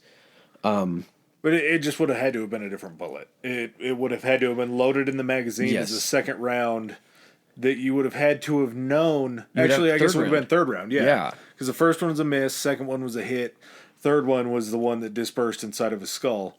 So I don't know how you load two of the same round and then one of a different round. Like, you're not going to be able to match it up that much. I have a sneaking suspicion that if it was Oswald and Oswald did fire the first shot and hit him in the skull, there wouldn't have been a second or third shot fired. Had he hit him first? Yeah. Oh, yeah. Had he not missed the first time and had the second one looked a little bit more critical? Well, had he hit the first one and it would have been a critical shot on that first one, I don't think the second, whoever was that second shooter, would have even had to shoot. An insurance policy. I think that person, and we'll talk about that a little more in depth, I think that person was there in a position to where if they were far enough away from Oswald and he missed, that person could still take a shot. You think second shot or third shot? Whatever shot needed. I don't think the plan was that if Oswald missed, Kennedy was still not to reach that underpass. They had a position established that was able to take a shot were it to get out of the capabilities of Oswald. Allegedly. We're out of the official Warren Commission talk when we Oh, say yeah, that there could we're be a getting... second one. The official Warren Commission findings were that he was a lone actor that did it by himself. Yes. Without the support of a foreign or domestic government. Yep. And the stuff that we're going to talk about, like, it's not... Some of this stuff might get a little bit... It's not even into ridiculousness. It's more like finding connectivity between the threads and everything. But when the reason that 61% of people believe that this isn't the official story is because a lot of the other evidence and things you're looking at, it doesn't line up with what the official story is in a very clear way. No. And there's so many theories and so many things, and this is sort of my take on it, and it's just a few things that we can run through as to things that happened during Kennedy's tenure as president. So are we going to group these into essentially how they tie into... I have essentially like some like three prevailing theories that we can then kind of tie everything what it falls under as far as like the motive for those theories. Yeah, and this is just one theory. You're going to notice a very common thread through all this stuff. But prior to the assassination, January 20th, 1961, Kennedy takes office, and he shifted policies of the Cold War from more of like a defensive, offensive stance to be like, we need to talk about this. We need to get it figured out. A diplomatic stance, basically. Yeah, I need to go meet Khrushchev. Him and I have to have more talks. Like, this doesn't have to end in nuclear war, basically. And in our country, during the Cold War, we're in 15, 16 years after World War II. It's still full-blown, like, Red Scare. Yeah, we know that communism is the next threat after that. So we're going to probably use this word more than once, and it's something that's referred to as the military-industrial complex, which is basically everybody that benefits from war, whether it be manufacturers, steel manufacturers, armor manufacturers. Petroleum. Yeah, petroleum is a huge one. What do you need to make all your vehicles go and your helicopters and your planes fly? So if we're stuck under this veil of the Cold War and it's intensifying, you have these industries that are still making a shit ton of money because we're building up armaments for what we believe could be an inevitable Not even us. war. We could be selling them to other countries. I mean, that's not we do sell stuff to allies and things like that. Rebel groups as well. Yeah. So we start to see in the country that Kennedy isn't the same old president that we've had before. He's trying to look for more diplomatic means than just ramming it down their throats. March 23rd, JFK, of that same year, 61, JFK pulled back his support for the anti-communist CIA-installed leader of Laos. So prior to Kennedy being brought into office, it was Eisenhower? Yeah. Which Eisenhower gave a speech against the military-industrial complex. Yeah, that was in 58 or 59 or something. I think it was one of his last speeches. But he just came in and he said, I know that the CIA put this anti-communist leader in Laos, which I believe now may be a communist country. Did we assassinate the previous one? That's where I think we may have installed because we deinstalled the other guy. I feel like, yeah, I was going to say, I feel like if we're the ones doing the installing, I feel like we probably were the ones doing the removal of the previous regime or whoever it was. So JFK shows again, like, it's not that he's supporting communism. He's just like, yo, that's not our region. We don't need to fuck with that stuff. That's not directly affecting what's going on with our country. Like, we love democracy. Democracy is the greatest thing ever. But we can't keep putting our nose in other countries' businesses because they're looking to go communist. I'm not a fan of communism myself. I feel like there's some tenets that make more sense than some of the shit that we do now. But when you talk about communism then, it was to an extreme, and it still is. Yeah. It's an extreme form of government, just like we're in an extreme capitalist government right now. There's somewhere nice in the middle that we need to live, but there's, for some reason, we just can't get that way or the other. But it's a threat to the CIA. I mean, he just he shit on the CIA's self-installed leader in Laos. Well, here's the thing, too. During this time, this is when J. Edgar Hoover is still in charge of the FBI, and he's been in charge of the FBI for a long time. Hot minute, yeah. So that's, I mean, and go back, listen to the MK Ultra one. What other episode had Hoover in it? COINTELPRO? COINTELPRO was more, oh yeah, it was. That's right. That was Hoover. So if you want, he's a reoccurring yeah, if you haven't listened to those episodes, go back and listen, and you're going to get a little bit of background on what Hoover's about. Bad guy. So Hoover is also in charge of the CIA, or sorry, FBI, and then at this point, the Bay of Pigs situation in 61, right? Yeah, April 17th. April 17th. So he is elected, and we put him in January 20th. And by April 17th, that's 3 months? Mm-hmm. He's already facing the Bay of Pigs invasion. Which, that's not like he gets in there January 20th and January 21st. He's like, okay, guys, I need a plan for invading. I need a plan for invading Cuba. It's like, this shit has already been in the works because the people that are actually going to be the ground forces in the Bay of Pigs are CIA-trained rebel, anti-communist, or anti-Fidel Cubans. Yeah, this is something that he's also, if he's having this talk down on communism to try to find diplomatic means, knocking out Castro is not something that he would want to do. No, and there had been several attempts to take out Fidel Castro through various means of assassination, poisoning. Did they actually try to send a hit squad or something like that? Yeah, they got picked up on the beaches. It was very quick. Yeah. Which I believe the Bay of Pigs was the same move. But what JFK didn't do was they asked him to authorize air cover from the Air Force to be able to protect these rebel forces that they had trained to go in there and do it. JFK's like, fuck no, dude. I'm not doing that. He's like, this isn't even my plan. Yeah, this is on you guys. If you guys can't make it happen, I'm not going to usher this along. I don't agree with it. So the Bay of Pigs was a massive disaster, and it just blew up in the CIA's face. Well, and JFK still took heat for that, though. Yeah, that's the whole point. He was in office at that time. That's the big thing, is when something happens and you're in office, the last thing on people's thoughts is, who actually planned it? Whose call was it? Yeah, whose call was it? Because if it happened during your administration, you had to have the final call on it, regardless of how long it had been in play or anything like that, or who actually came up with the initial plans.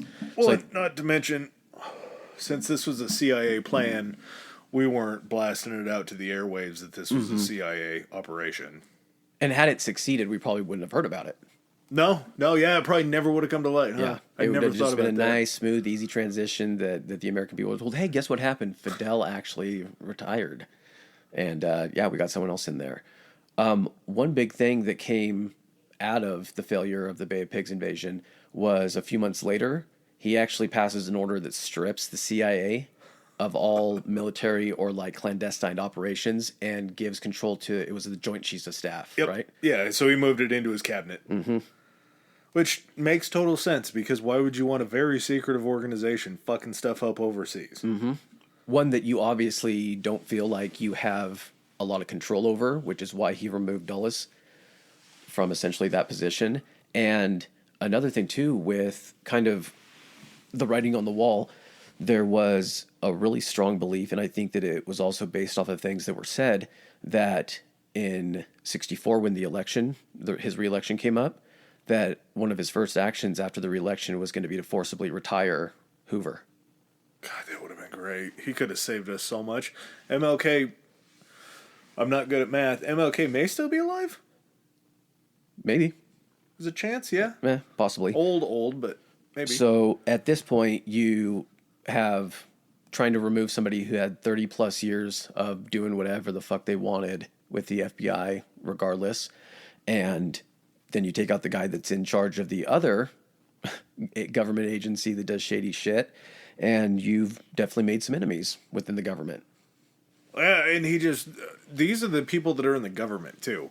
This isn't, again, he's trying to get away from the war. So all the manufacturing jobs that come with... Didn't he start talking about pulling out of Vietnam, too? That was one of his first things coming in. He's like, I'm getting us out of Vietnam. He was openly speaking about leaving Vietnam, which I'm sure probably would have come in his second term, too, just because it would be after the election. Yeah. But it's shit like that where he knew...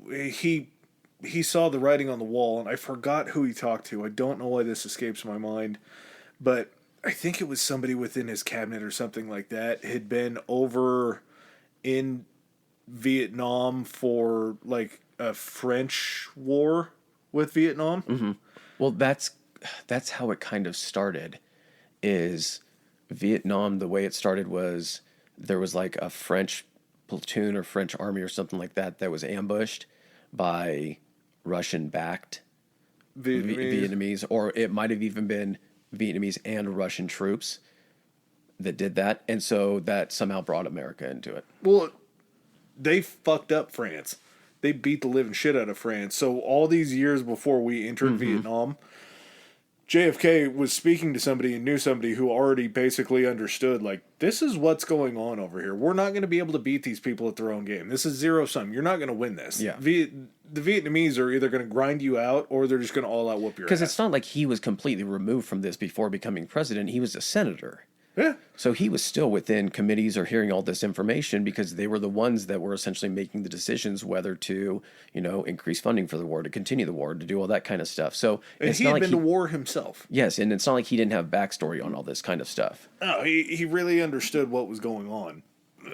This is just kind of another thing that happened. Do you know about Checkpoint Charlie? What is that?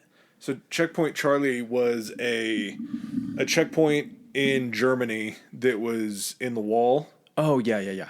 And there was an American diplomat that was coming across the wall, or I guess crossing the wall. Yeah. To go to like the opera or the theater or some shit like that. And they stopped him. They searched him. They were going through his paperwork and all that kind of stuff and really giving him the once over. And so he was on the Russian side. He was coming over to the Russian side. Oh, okay. And there became kind of an issue. Well, I think it was the security on the American side was like, hey, we got an issue here. Mm-hmm. They came rolling in with tanks. And the Russian tanks came across on the same side. And it was like 10 tanks that were paired up. And by the time that they had established that there was a situation, there was like 60 vehicles on each side with all their guns pointed at each other. They held on for 16 hours. It was just a standoff at a checkpoint, and I guess everybody that was in the cabinet back home in America was just screaming at JFK, like, nuke them. Get them the fuck out of here. Kill all those motherfuckers. Nuke the whole entire area, and then once you're done, nuke Cuba. Like, that was just their plan, was just like, instead of talking through it diplomatically, they're just like, nuke them. And JFK goes, no, we're not going to do that. He gets a hold of Nikita Khrushchev through some back channels. They talk about it. They come up with a plan to just relax and to not worry about searching the guy and to calm the standoff. So cooler heads prevailed once again, where instead of just going to all-out nuclear Holocaust apocalypse style, JFK really thought ahead and was like, no, we have to get along with these people. Like, an eye for an eye makes the whole world blind. We can't just keep fucking with this. So again, he's losing so much faith in the military types. He's losing so much faith in the CIA because, again, the FBI, the only thing that J. Edgar hated more than like progress and civil rights was communism. Well, then April 16th rolls around in 62. We get the Cuban Missile Crisis. We'll do its own episode and everything. October 16th, yeah. Yeah. So, in a nutshell, the Russians either had or were establishing nuclear launch capabilities and like launch pads and missile sites in Cuba. And we found out about it during like a scouting mission or something like that. One of the surveillance planes, I can't remember which one was available at that time, like the U-2, was it the U-2? U-2 was World War II, I think. The U-2 spy planes? I can't remember. I don't think we had spy planes in World War II yet. Really? Or we had ish, but like, anyway, we were able to discover these sites and basically established a naval blockade around Cuba. There was a ship coming in to Cuba from Russia that was suspected to have nuclear missiles on it or nuclear warheads on it, and basically got to the point where the boat wasn't stopping as it got closer to our blockade. Closest that they considered that we've ever gotten to nuclear war, or for it to happen that way. I think it was really fucking close. Oh yeah. What ended up happening is, again, Kennedy and Khrushchev got on the phone.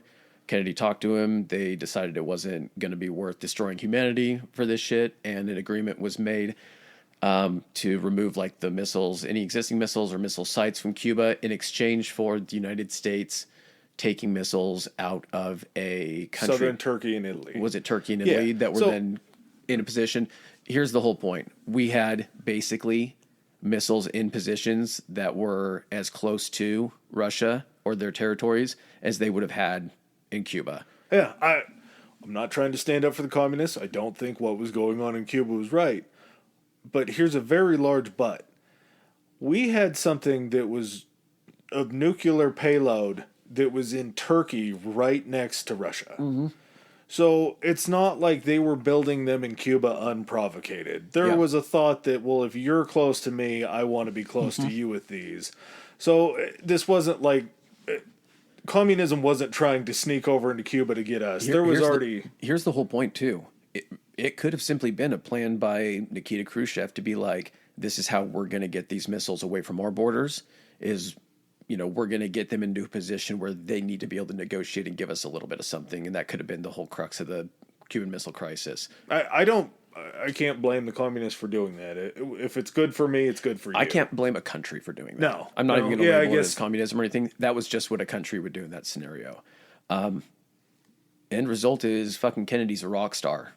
He basically just negotiated with Russia to prevent nuclear war and pulled us back from the brink. So his approval rating at that point, he was already beloved, but at that point, like I said, it elevated him to a completely other level. He was basically playing chess while every other president before that in the Cold War was playing checkers. Mm-hmm. And he did it against the advice of a lot of like senior cabinet people. He stuck to his guns. And so, prior to just in the 3 years essentially that he's serving as president, there's a lot of shit going on that he has to really step up for, and he does it in a good way. And that's just the military side of things and the diplomatic side of things. He's passing civil rights legislation. He's doing just everything for the country. He was building up unions, just a real go-getter and doing all that, but he's just doing it all at the same time, which makes everything so much more incredible.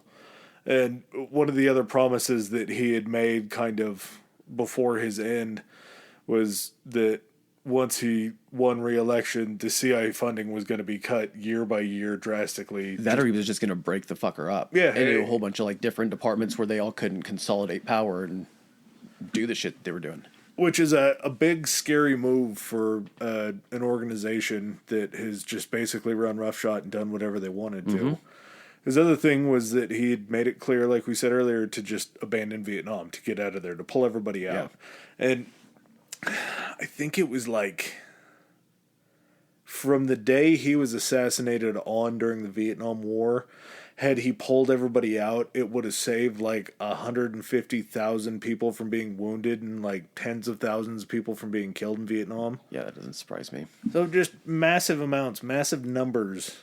So going off of those two things, or the few interactions that the high pressure ones that he had with Russia, including Vietnam, because they were a presence there. They were the ones that were backing the Vietnamese. Yeah.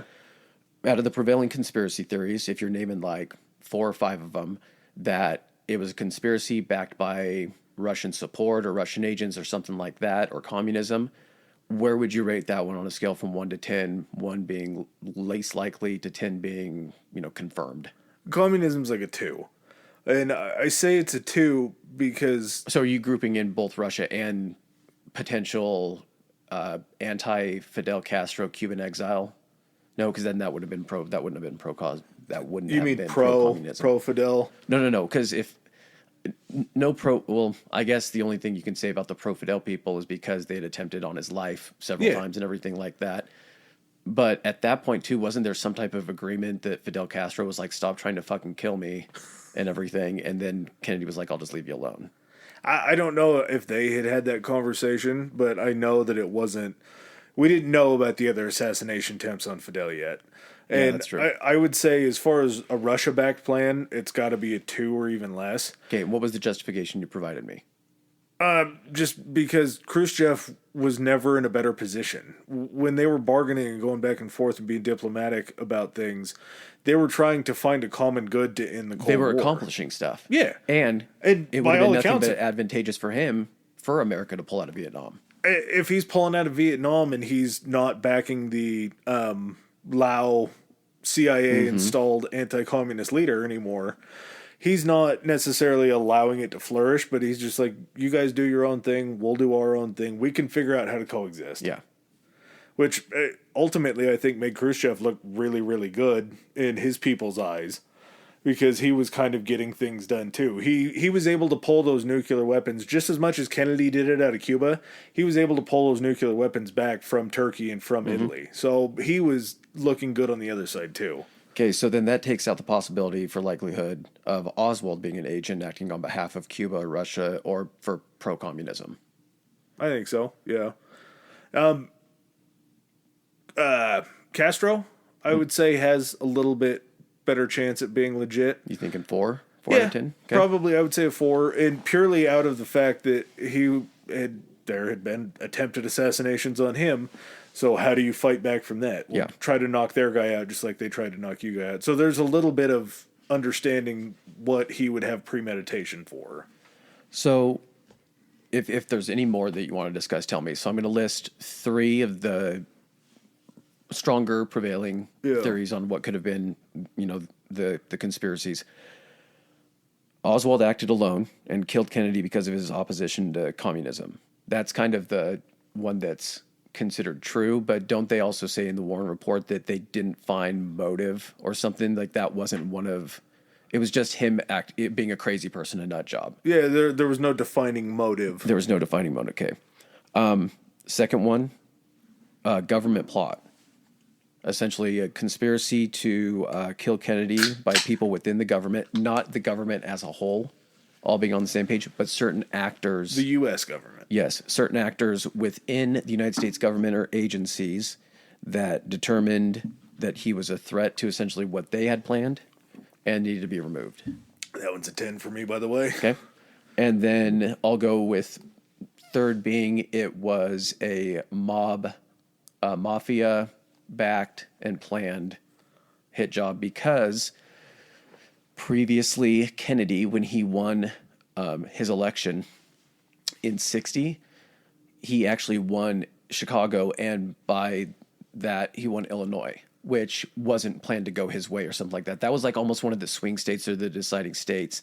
And part of that was accomplished because he had the backing of the Chicago mob and the union and Teamsters and those, organizations. He won the popular by, I believe it was 0.2%. Yes. So very razor thin margin. And and then as soon as he gets into office, him and his brother literally just start cracking down on organized crime and making it much more difficult for people to operate. So one of the theories is that because of that, the mob didn't like where things were going, didn't feel like he was living up to his end of the bargain with them helping him win the presidency, and essentially ordered a hit on him.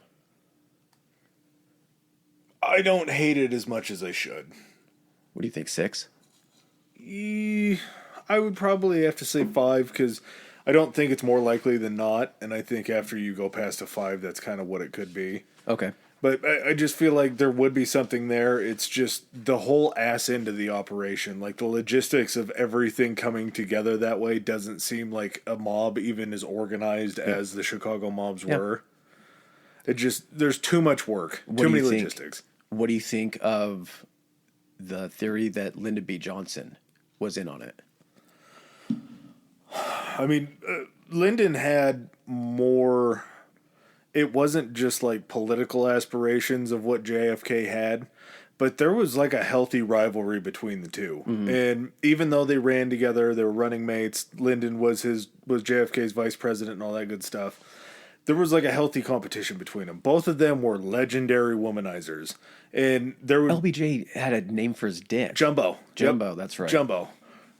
Yeah, both of them were known to be quite the philanderers. And there were situations during Johnson's presidency when they would, I don't know specifically what it was about. Sticking Jumbo where he shouldn't. Yeah, there was plenty of that. But they'd be going through briefings and they'd be like, Mr. President, Mr. Kennedy probably would have done this. And he goes, fuck that guy. I fucked more women in that guy's life, or in my, I think he said he'd fucked more women in his 20s than JFK had in his entire life. Mm-hmm. So, like, there was a personal animus and everything else between them. Not to mention, Lyndon B. Johnson was more of a wartime president. I do believe that he wanted to stay in Vietnam just based on the fact that he stayed in Vietnam. Maybe a little bit more controllable. Ready to play ball, yeah. Mm-hmm. One thing that I heard, again, these are a lot of this stuff also is witness accounts providing information when they were questioned regarding this entire thing. Because believe me, during the Warren Commission, everybody was fucking questioned. Anybody that could have had any type of benefit to gain by this. So it was Kennedy's personal assistant at some point during his presidency, when it got time to discuss re-election, everything, she like remembered him sitting in the office and he was talking to her. And he kind of laid out his dream for what he wanted to do as far as to alter the way the Congress is set up and things like that. He wanted to remove like seniority to where everybody truly had equal say in. You didn't have these entrenched people that had been there for a long time. He had some pretty, not radical ideas, but he had some ideas of how it can be improved and how people would just have more of a say. People wouldn't feel disenfranchised.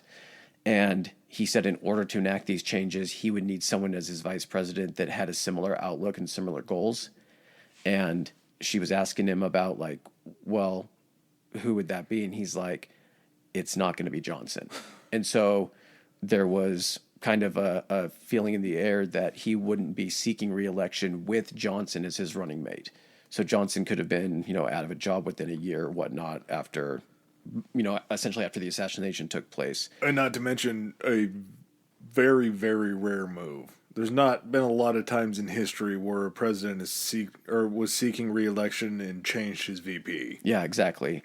And on Johnson's side, I don't know if he really felt that. I mean, I'm sure if you're working closely with someone for, so many years, you can probably tell if that person is a big fan of you or not or anything, or is going to want you to stick in the job. Yeah, if you're boys, you're not boys, or yeah, people. Something about there was something about, so Johnson had like a mistress or a girlfriend, and apparently she wrote a book or some shit, and he had told her something about like, wait until next week or something like that. Before the assassination. But again, that could be someone just trying to go and collect a paycheck. So I'm not going to take a lot of credence off that. Did LBJ have something to do with it? I'm not really convinced, but I don't believe he knew about it or anything like that, but I don't think he was really that broken up that it happened. I think No. As an opportunist, he was going to stay president. Yeah, he was. Here's the deal. Is he was going to be president regardless because he was going to be in that role. But, yeah, I don't think he had anything to do with, like, the planning of it. No. I also think he didn't have a ton of incentive maybe to try to find out the information about it. I think he really just created the Warren Commission because the public needed it. Yeah, and maybe he did know the plan. Maybe, and if he had stayed a distance away and just kind of had peripheral knowledge of it, depending on who knew or where he gained that knowledge from, it's not like that was going to show up in the Warren Commission. As long as he wasn't the figurehead of it, it really wasn't going to touch him. Yeah. So it was kind of there was no reason not to do it. What do you say, 3 or 4 on that one, maybe? There's motive. Yeah. There's motive, but I don't know if there's enough benefit to be gained if it was somehow tied back.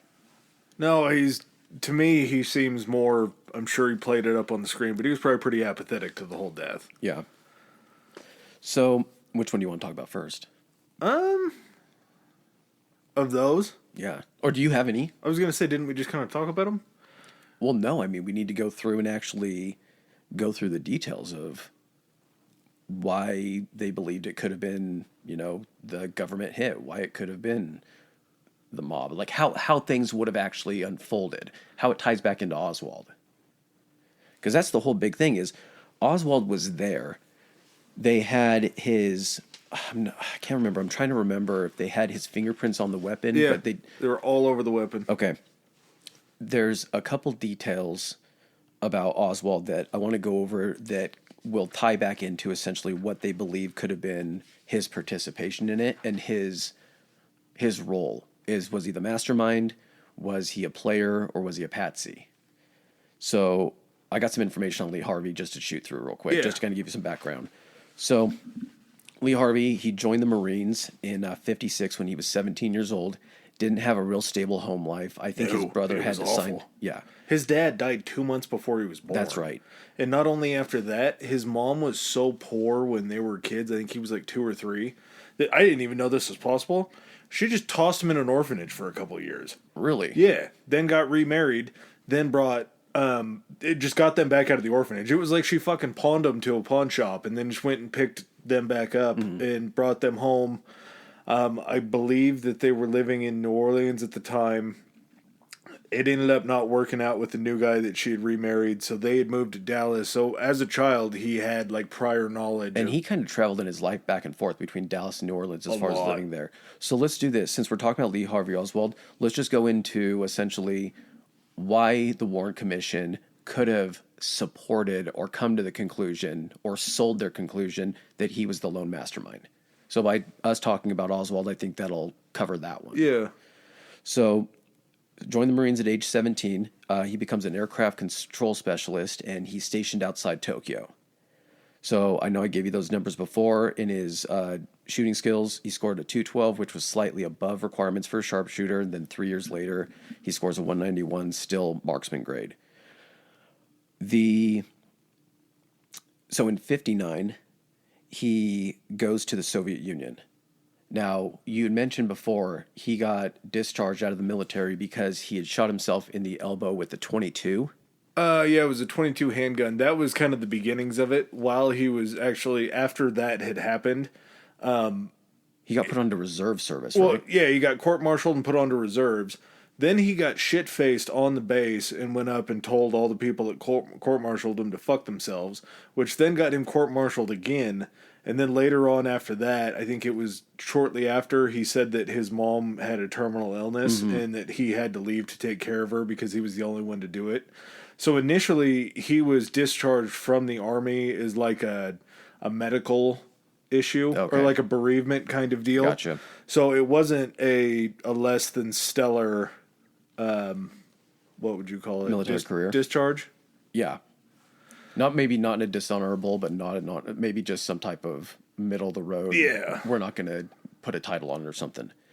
So in October of 59, he actually goes to the Soviet Union, and he has a week-long visa at that time. He goes by way of he travels to the UK, then goes somewhere else, and then has to travel into the Soviet Union, gets this week-long visa. He actually wanted to become a Russian citizen, and they denied him. Maybe. Well, this is just what I'm going off of what they state in the Warren. Yeah. This is what the Warren Commission states, so this is why they're trying to sell it this way. So he's denied becoming a Russian citizen. So on the day he was set to be deported, he actually cut his wrists. Yeah. And that delayed his deportation. At some point during this kind of delay and everything, he offered information regarding Marine Corps procedures or something that he could provide them as far as aircraft capabilities or something like that. Part of his time being the air specialist or whatever you're talking about, he had achieved a high enough rank to where he was allowed in with some of the top secret information that they had. Their version of top secret, Yeah. not in relation to his job. Yes, that kind of information. it was privileged information for what he was doing. So he offers basically that information to the Soviets in exchange for citizenship. Basically, Russia gives him like a government paid apartment. I don't think they give him citizenship, but they kind of are looking to maybe like see what he knows. And they give him some financial assistance. He develops a relationship between 60 and 61 with a woman named Ella. He proposed and she was like, nah, I'm good. And then later in 61, he marries this woman named Marina, and they have a kid like a month. They get pregnant like a month after they get married, and they have a kid in 62. He had to shut that first bitch up. So in June 62, the U.S. Embassy, he kind of gets disillusioned with Russia and everything like that, probably because he's living in like an industrial block. It's not like a fancy apartment they give him. They give him like a worker's apartment. And he goes to the U.S. Embassy and they give him a repatriation loan of like $435. Basically, here's some money to get back to the fucking States. Well, and prior to him leaving, he tried to renounce his U.S. citizenship. And that's right. He never got around to it, though, right? In the process of it, he never actually filed the paperwork, and the U.S. was like, whatever, just let him go. So when he came back, he was still a United States citizen. And he brought his wife and kid. Also filled out the paperwork for his wife to bring her over as like a married spouse and do all that and make her a naturalized citizen. Never got around to turning that paper in, but somehow she got accepted too. Weird. Yeah. Like someone helped push it through. So in skipping forward, so I think, did they move to Dallas? They were outside of Dallas. Okay. I want to say it was New Orleans because he ends up. They basically find out that while he's over there, the military finds out that he's over in Russia, and they're like, "Well, that's not taking care of your mother, and that's why we discharged you. Unless she was over in Russia too, and you were over taking care of her, that definitely wasn't that." So he ended up getting his discharge downgraded to a less than honorable, and that basically fucks him for forever. Because any job that he tries to go get after, they always will see that on your resume or your background check that you were in the military and then received a less than honorable discharge. So he's having a hard time finding a job. Do you think it sounds far-fetched to think that if someone discovers that a person in the United States military is trying to go to Russia to gain Russian citizenship, that information during this time frame, Red Scare, Cold War, wouldn't find its way to the CIA or FBI? Immediately. I would assume that would be where it starts. Okay. So I know that once they move back, they move to Dallas, then he moves his family with him to like New Orleans or something, but then he moves back to Dallas at some point. I know, okay, so that's right. So in March 63, that's when he actually acquires the Mannlicher Carcano rifle, secondhand, and he uses the alias A. Heidel. Did you not know this? Is that supposed to ring No, that's just the alias he used. He bought it for $19.95, and that's when he also bought the .38 Smith & Wesson revolver. So at this point... Didn't they match the gun up because his wife took pictures of him posing with his new guns? I don't think that's how they matched it up. I know that it had been in the... we'll get to that. Okay. I'll actually get to that point. So yeah, why are you needing to use an alias to acquire a gun unless something's up? So... And why was that an option? How could you do that? He got it out of the paper, out of the fucking newspaper. Oh, so shit. It was like a private sale? Yeah, I don't think it was secondhand. So he got it from somebody else, I'm guessing. Someone coming back from World War II or a veteran or something like that. So April 10th in 63, this is... They didn't tie this essentially until after the Warren Commission and everything. So this is something that wasn't known up until after the Warren Commission or during the Warren Commission. So on April 10th in 63, there was this general, a retired general, that was staunchly super anti-communist. And he lived in Dallas. His name was Edwin Walker. And on April 10th in 63, someone tried to kill him. Basically took a shot at him from outside of his second-story window. The shot hit I think they said the windowsill or something like that. It missed his head by about an inch. But hitting off the windowsill and then going through the glass caused some fragmentation, not of the bullet, but of the glass shards and possibly some wood. Mm-hmm. So after this guy gets shot at, being former military, he grabs a pistol and goes out and doesn't see anything. It wounds him a little bit. He's bleeding from his arm or something like that, but it ends up not leading to, his death or anything. Would you say a closer shot than the shot that killed Kennedy? It was... Okay, so it was 9 p.m. Walker's in his second story window sitting at his desk, 120 feet away. So half the distance, 5 stories lower. Yes. And they said that his head was perfectly framed in this window.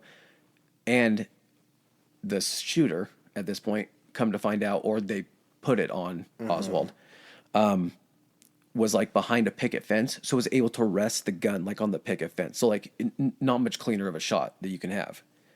So Oswald's not even tied to this or anything like that. They have a lack of evidence. When the guy went out there was no one to be found. How they ended up tying I'm doing quotes, tying Oswald to it is they determined due to ballistics that it was fired from a Mannlicher Carcano. And so they end up linking that during the Warren report, basically to build the story about like, hey, look, this guy's done this before. He's tried. So, I'm trying to figure out where I'm at. Sorry. So in May, so that was April, May, Oswald writes to the pro-Fidel Castro Fair Play for Cuba Committee. The whatever. He's requesting permission to start a branch.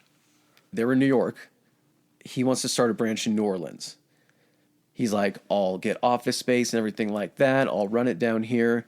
They're like, no, we don't think you should do that. And he's like, fuck it, I'm doing it anyway. So he makes 500 applications, 300 membership cards, and does over 1,000 leaflets that the gist of it says hands off Cuba.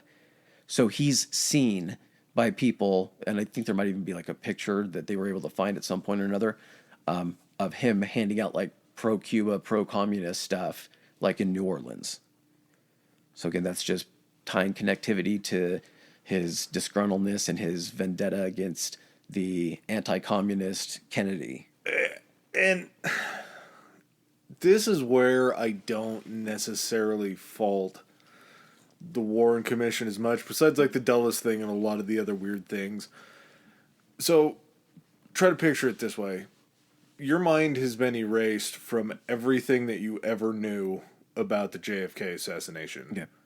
No conspiracies, no anything else. And you hear this story, it does sound like a guy that's a very radicalized communist or extremist, to the point to where he would be going out and passing out leaflets and flyers and applications for a pro-Cuba. Do you know how many times during this entire research process I've thought to myself, fuck, maybe it was just Oswald. Yeah. And I look at this kind of stuff when especially it was during time frames when they're discussing just this theory. So they're giving all this evidence. I'm like, fuck, yeah, it does just sound like Oswald. Here's the thing. If it weren't for the physics of stuff that happened and locations and like actual physical evidence that doesn't match up, if you were to just be like, was it this guy? Was it this? Or was it this? I'd be like, it's the guy that has a fucking problem. It's the one who had his fingerprints all over the gun. Mm-hmm. So here's the big thing that they always go back to. September 27th, 63. He arrives in Mexico City. Oswald goes to Mexico City. He requests a transit visa to go to the Cuban consulate. And basically, he goes to the Cuban embassy and the Russian embassy. Yep. And he basically says he wants to visit Cuba on the way back to Russia. And the way they knew that he did this was at some point, I think, during his trying to start a branch of the pro-Fidel place in New Orleans, handing out leaflets, he got himself on a watch list. And so the fucking either CIA or FBI is watching him. Yeah. So they also... Probably when he came back and repatriated from Russia. Exactly. They would have wanted to keep an eye on a guy like that. For could be different reasons. Now, they have people watching, or they say they have people watching the Cuban embassy and the Russian embassy, so they are taking pictures constantly of people going in there. And lo and behold, guess who ends up going in there, and they're able to find out it's Oswald. Yeah. Goes to visit these places.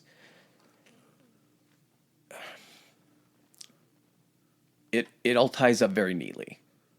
It really does. So, October 16th, Oswald is hired at the Texas Book Depository 5 weeks before Kennedy's assassination. This had to have been a happy accident. he wouldn't have known at that point that was the trip was going to happen. The trip was planned. Yeah. And everything. They knew that these were Oh the no, dates. I'm still trying to play this side of it. Oh, gotcha. Yeah, of course. Was a coincidence that a guy that had a big vendetta against this, he must have just been like, oh my God, like on the 19th, 4 days before the actual motorcade and everything went through, that's when they made it publicly available and published the route in like the Dallas Herald or something like that. So it was 4 days before. So it's not like there was a lot of forewarning. So I mean, fuck, Oswald had to have been like, lucky me, how's this happening? He's driving right by my office. Yeah. And I'm in a tall building, and I just happen to have this rifle, and I've already tried to kill an anti-communist general. I missed the first time. I'm not missing the second time. So that's the details. And then the rest of it we already discussed, where essentially on that day, he goes to work. He transported, he couldn't drive, so he had to have, I don't think it was Truly, I think it was another coworker. He had him take him home to get something. And when he went home, that's when he picked up the rifle. It might not have been that day. It might have been the day before. I can't remember. In the paper bag. Yes. And when he was like, what is that? Because it wasn't a rifle that broke down. So you're talking about maybe a 3.5, maybe 4 foot, maybe like 3 feet, 4 feet rifle. It was a pretty short, like shorter barrel on it. But he wraps it in like a paper bag and he's like, what is that? He's like, it's curtain rods. And the guy's like, okay. So that's how he ends up getting the weapon to that. But yeah, he had to have just been like, what are the odds that the president's going to be literally driving right under this window and I happen to have a high-powered rifle? Let's just tear this fucking thing apart. Yeah. Just sort of a self-admit here. I really kind of focused just everything that I had on the government. I feel like I may have gone too deep on the connections because they just kind of kept falling into my lap doing research. Mm-hmm. And once you just repeatedly see something over and over and over again, there's just no real disconnection for me that I can at this point. Like there's just too much to it.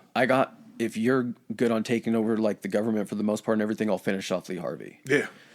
So a couple things, and these are, I don't think I heard a couple of these points, but I'm sure if I would have listened to enough podcasts or watched enough documentaries, they would have brought up the fact. So the window that he's in, I feel like when he made that first right onto Houston Street before turning left onto Elm, and Elm was where he got shot going down that hill. The shot that he would have had on Houston Street would have been a straight on shot as well at the front of Kennedy. Yeah. Hold on. The reason I'm saying this is he got to a point where he was literally straight down, slowing down to make a turn right down below him. I'm not sure. About that, though, the angle to have to go straight down to try to get it would be a lot tougher, I think. But leading up to that point, you're having to slow down before the turn. He wouldn't have to lean that far down. What I'm saying is he might not have been a smart guy. He went through a ton of jobs and everything like that and couldn't hold one down. Interestingly, that happened. Interesting. My whole point is that why would you wait until you had a more limited amount of time? Because as soon as he got to that point, he didn't take that first shot until 240 feet away. If he would have missed with that first one, they would have gunned it. I don't know what he could have done between the time getting them under the underpass. It's like his opportunity was at the tail end of his window of opportunity. If he really wanted by himself to kill Kennedy, he could have taken shots when he was first coming down that street. And then had they tried to gun it and go on the route or something like that and still turn down Elm, he would have been able to take shots as they're driving away too. So I feel like he really limited his opportunity by not being smart enough to take the shots at the most opportune time when the car started slowing down and he was going down on Kennedy at a slower rate, directly straight on from the window, not even leaning out how he had to go to the angle out the window. Yeah. The only pushback that I would have against that, just kind of thinking about it, maybe putting my own thought to it, is if he planned on getting away from it, he would need all the attention diverted a different direction. That's true. So by doing it at the end of the crowd, they would have had to have looked back and tried to scan the whole area instead of just what trying was to let the coming at target it. get distance himself from the actual event and everything. That way you don't have everybody that's down on Elm Yeah. looking back towards that direction. I can see that. Here's another interesting thing. When you know how they always check for gun, what do they call it? Gunpowder, gunshot residue, GSR, yeah. GSR. So they were able to test and detect gunshot residue on his hands. That's right, but it wasn't on his face. Correct. Which, had you been down, your face is right next to the bolt. Yeah, as you're leaned over looking into Correct. the scope. And so they're like, well, what if he washed his face and wiped it off his face? You'd have to fucking wash your hands too, to use your hands to wash your face. So they're able to determine without doubt that he fired his revolver, but he didn't have any gunshot residue anywhere on his face where you would have to have it had you fired a shot. And this is going to kind of lead into the government thing. There were other places that you could take a shot that was very similar to his position and would have matched the trajectory very closely. Yeah, I don't understand the grassy knoll, so you're going to have to really give me... No. I'm talking about there is, next to the Texas Book Depository, there's a Oh, building the same trajectory. Okay. Yeah, called the Daltex building. And if you were to be on like the 5th floor of the Daltex and like more on the left side of the building, you could almost look right past the corner of the book depository and almost mimic the exact trajectory of that window that Lee Harvey fired out of. And that's going to be getting into the Lee Harvey didn't take all the shots. I believe Lee Harvey took shots. Yeah, one. I would bet one. Yeah. If not two or anything like that. What I'm saying though is I think that he was plan A and they had a plan B and C in case plan A didn't work out. Because here's the thing too. This is going to get us into the government thing. I don't believe Lee Harvey Oswald acted alone. I believe maybe he thought he was acting alone. He was the first act of the play. Yes, I don't think he was part. He was part of something bigger. He didn't know. Oh, really? Okay. Well, yeah. No, that's perfect because you have that. I believe that he was a full-blown federal agent. Okay, so we're going past the Lee Harvey Oswald acted alone theory, and we're getting into and like you said, I think this is probably the one that people, if they had to say, if you don't believe, if you're not in that 31% that believes the Warren Commission, and you had to put your, beans on which one it was going to be, I think most people are going to be like, I think some type of like government agencies or players had something to do with it. Yeah, they had to. I just want to toss this one out before I really jump into why he was an agent. There's a conspiracy theory that the shot that actually exploded his head came from a Secret Service agent that was in the car behind him. Mm-hmm. And allegedly, after the first two shots had rung out, there was this guy named George Hickey that was, like I say, riding in the Secret Service car right behind, had got up on the trunk lid, or I guess at least stood up, to try to cover fire for if the shots were coming from the front, which, just like you were talking about, the front into the back would Was he lead trying to get up on the top of the car? Was he one of the guys on the running boards, and then he tried to get up onto the hood so he could stand and fire? Was where he would have been. Okay. So he was behind him, but when you were talking about the front into the back would lead you to believe that the shot came from the front. Mm-hmm. This was something that I had heard, which we kind of differed on based on the, gonna get gross for a second, the bullet going into the back of the head, but the explosion of the front of his head is what brought his head back and rocked his head back. Allegedly, it's so weird how this shit happens, but there were other Secret Service agents that were in that vehicle that testified that Hickey stood up and that he had fired his weapon on accident as he was standing up. And the ammunition that would have been in his rifle would have been one that would have fragmented, which was the third bullet that hit him, that fragmented inside of his skull. Now, we sort of skipped over it during going through the hospital and then him being brought back to Washington, D.C. The hospital. Well, the place that they somehow convinced Jackie to let them go do the autopsy was Bethesda Naval Hospital. And the guy that did the autopsy was a pathologist.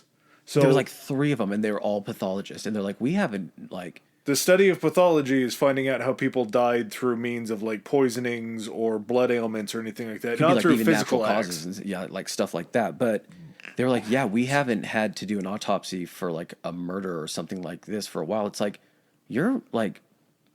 Accidents happen in the Navy. Like, you guys use weapons and everything like that. You've never...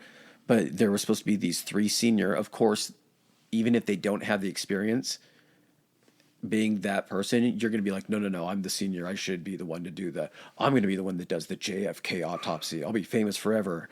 But yeah, I mean, by the time they got the body to do the autopsy, first of all, the neck wound had been completely destroyed for any type of use for ballistics or anything like that because they put the tracheotomy in there. Yeah. They could still see the entrance wound on the back, though. And, I mean, that one, like, fuck, it's so bad that you can see pictures of that on Google, that you can search and see that shit. But completely destroyed the evidence regarding the neck wound. And what were the other determinations that they made? I mean, they bungled a lot of shit. His head... The fragments that had been blown off in the brain matter never actually made it back to Washington. That's right. They were supposed to be sent to like the National Archives or something like that. And we, to this day, have no idea where they ended up.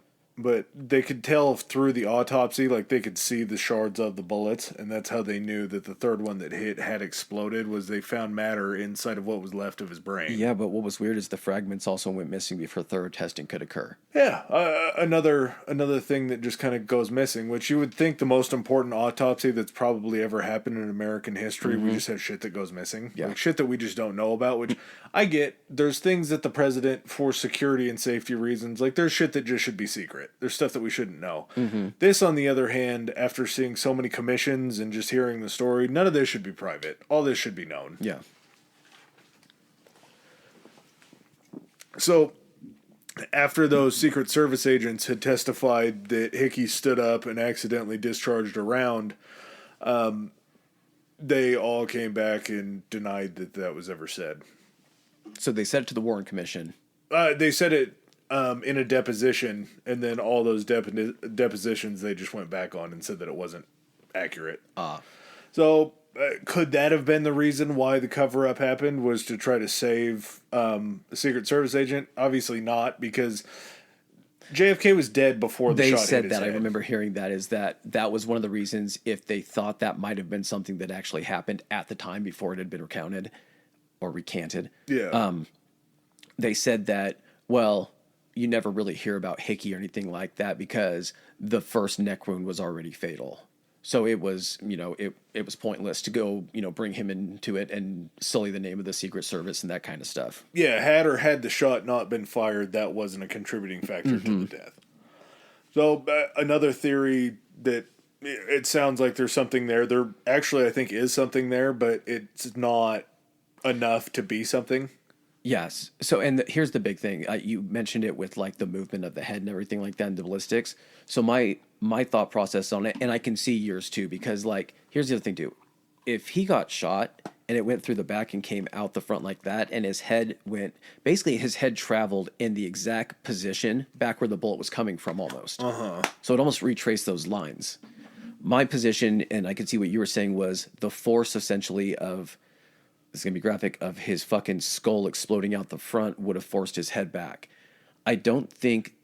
I could see maybe an involuntary muscle spasm. Your brain just got fucking destroyed. It might throw something crazy into your body and have you react or contort in a weird way. My point on it was, from the movement of the head, was I don't think that not being, your skull not being pressurized, it's like you blow up a balloon and you let go of the thing, and it forces it to go in the position the pressure is coming out of. Because your skull's not pressurized in that sense, I think what would happen is as the bullet entered your brain, it's still creating forward kinetic force. And like imagine I'm just holding up my phone. My finger's the bullet. If I'm pressing, if I pressed hard enough, I couldn't get through my phone. But if this was a piece of tissue, but the tissue is still going to move in the direction it's pushing because it has to put at least some force on it, especially to break a skull like that. It would still have to put force on it to get through there. And that force, I think, would be translated into the movement of the head. I don't fucking know what I'm talking about. No. I'm not a forensic technician or anything like that. But if we were, we wouldn't be doing this. We might still be. We might still be. We might have a lot more information and be able to go and share with this. So, but because that was also recanted, that one's gonna go low. So we already went through Magic Bullet. So just to start breaking into kind of how this could have been a political job. 1975, we had something called the Church Committee, and the Church Committee also went through and rehashed everything that the Warren Commission did. They found out that the Warren Commission investigation into the FBI and the CIA assassination plots, technically, was fundamentally deficient and that the facts were held back by agencies to not be investigated. When they did the Warren Commission, do you know who they used primarily to do the research and the detective and the investigations? Who? The CIA and the FBI. Yeah, interesting. How would that work out? Why would you tell the whole story? Left the people that could have been a part of it gathering the information that they were then going to report back to use for this report. Like the century-long dickhead, J. Edgar Hoover.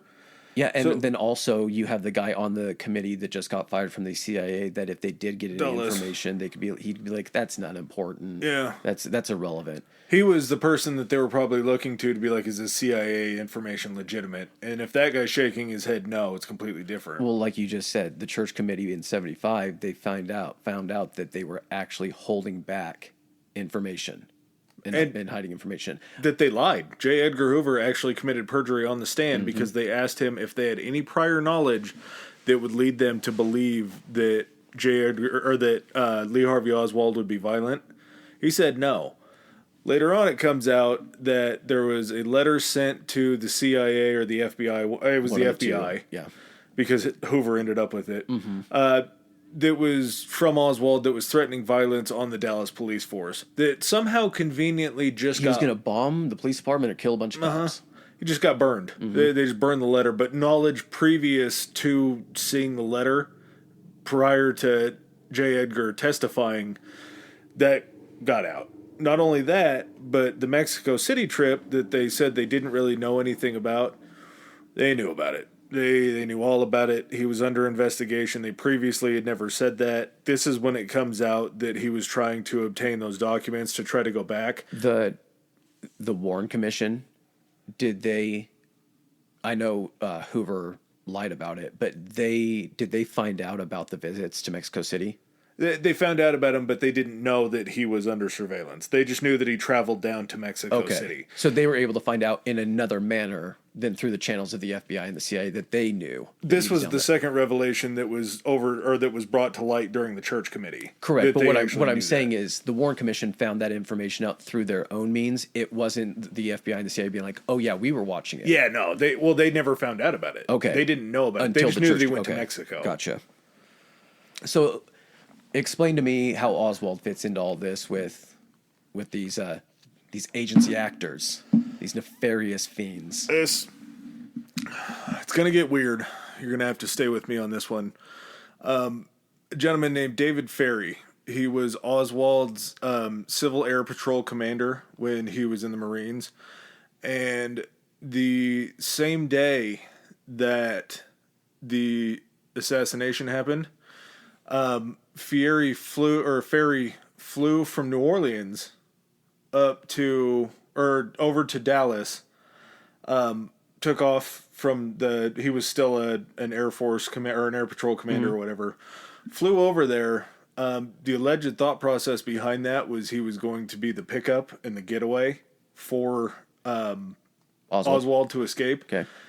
Fieri had deep CIA ties, And there was a guy that went into this. His name was Garrison. I think he was like a DA or some shit like that. In New Orleans, right? In New Orleans, yeah. Yeah.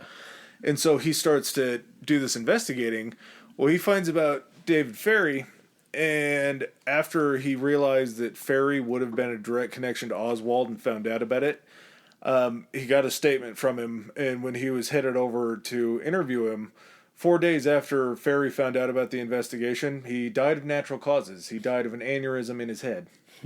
Which seems oddly suspicious that a guy that's getting their fingers pointed at him just somehow dies of natural causes of an aneurysm. Or something like that. What would you have to be stressed about at that point? Yeah. Speaking of other guys that were definitely stressed, just getting away from him, another man in New Orleans that was believed to have conspired in this whole deal was a guy named Clay Shaw, and he was a businessman, very wealthy. They believe that he had a connection to Oswald's handler that may or may not have been the pilot that went over and tried to pick him up. He was just kind of the bankroll of it, and he actually went and met with... So what was his... I'm trying to think. I heard something about Shaw. What was his motive at the end for bankrolling it then? Because he had something to... I'm trying to remember what they said he had to gain. He was... I believe he was the one that was selling the arms to the rebel forces. Okay, no, so that may have been... I know he had a financial stake in it somehow. Well, and I think his was just the military-industrial complex. He was Something making to do money with off that. of manufacturing and selling those weapons. There was a guy named Guy Bannister. He died of a heart attack. He was a former FBI agent, and he actually did supply guns to Castro groups. Anti-Castro groups. Or anti-Castro groups. So he was willing to make money off of it. He was a former FBI agent, so he was somebody that would have come in and been able to testify about what was going on in the FBI.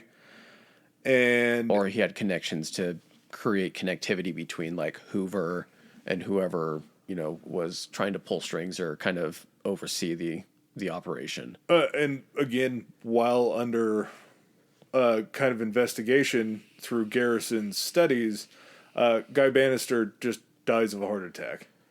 Another just interesting, weird death. To get back to Clay Shaw, and this sort of ties in to Oswald more, Clay Shaw may have met with a New Orleans lawyer and asked him to represent Oswald after the shooting took place. And this was such a big deal because the lawyer actually testified in front of a judge to the fact that he had a meeting with a guy, but it wasn't Guy Shaw. Guy Shaw had a kind of like an assumed name around town.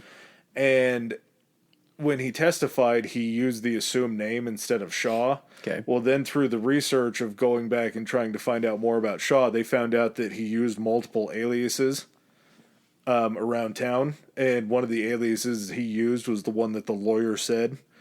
And after that, the lawyer somehow mysteriously recanted that testimony as well.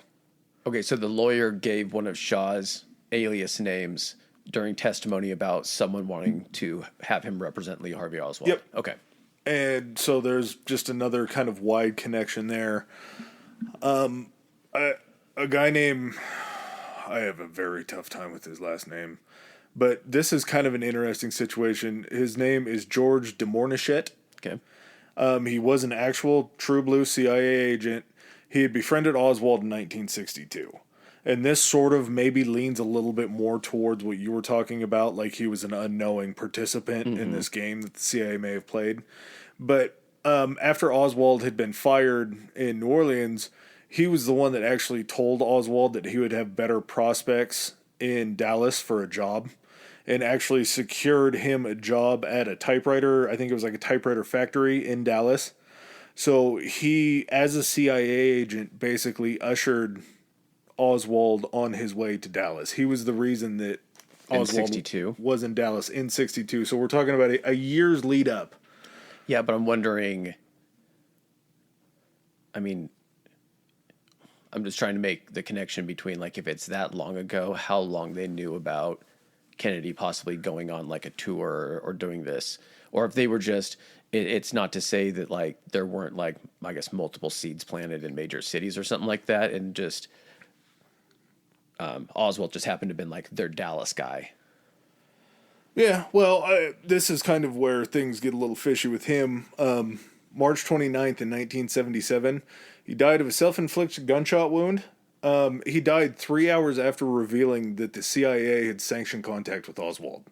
So after admitting that there was contact that was passed down from the higher ups from the CIA, that he was to have this contact with Oswald, and then all of a sudden, right after that, he stuck a shotgun in his mouth and pulled the trigger. I mean, it's fucking weird, man. And Yeah. it's not like this isn't like conspiracy, like this guy's walking around in Boca right now or anything like that. Like, this is widely reported that this is how this guy went out, and it was right after this occurred. Yeah. This last dude, Antonio, I think it's Vicenia, maybe. He was an anti-Castro supporter that established something called Alpha 66. And it was the anti-Castro group, and they were kind of like rebels. He was shot in the head after he testified that a guy named David Atlee Phillips met Oswald in a business lobby in downtown Dallas. He ended up surviving. Who's David Atlee Phillips? He was an FBI agent. Okay. Or a CIA agent, sorry. Ah. So we have another contact. He was shot in the head. Luckily, he did survive and went on to say afterwards in interviews that the FBI had warned him multiple times that he shouldn't be talking about this. So we have these guys that are somehow slowly getting rubbed out. The guy like David Atlee Phillips now are these guys, as far as like CIA agents, have they actually been tied to like the CIA and they've confirmed that they were agents or? Yeah. Okay. Yeah. And this is all been admitted. These guys actually, I think Atlee Phillips did come out and say, yes, I had contact with him. Demore whatever his name is, did say, yes, I knew Oswald. It was nothing more than we had just kind of run across each other and met and talked a little bit. So I guess like to figure out how this all fits together and everything. So it would make sense in that scenario. And here's one of my big things for Oswald not acting alone is the fact that he gets a job at the book depository 6 weeks before this happens. That's too, like, a guy that is going to do this without anyone else's prompting or help or anything like that, just happens to get a job at this place, and it's the perfect place you're going to take a shot from. Versus this guy is given some information or told where he needs to be, and something is helped along, so he can be in this position at this certain time. Yeah. That's out of those two likelihoods, one being, oh, that's just a coincidence. Coincidence means low percentage of happening. A higher percentage is that someone had information regarding where this route was going to be. Because I understand that the route, like we talked about, it was released to the public on the 19th. That's not when the route was canvassed and walked and looked at and everything like that by there were advanced meetings teams. Months in advance. Yes. They had different ones that they could take and everything like that, but this one was the one that they announced, and he was on it. So to be able to just luck yourself into that situation that the guy that has it in him and the idea to kill Kennedy just happens to be in the perfect spot without any type of information leading up to that is just, it's too coincidental. There also is a guy that was in the Marines with Oswald. His name escapes me. I believe he's a judge in California. And he basically said one of the things that they had pushed as far as like the communist ties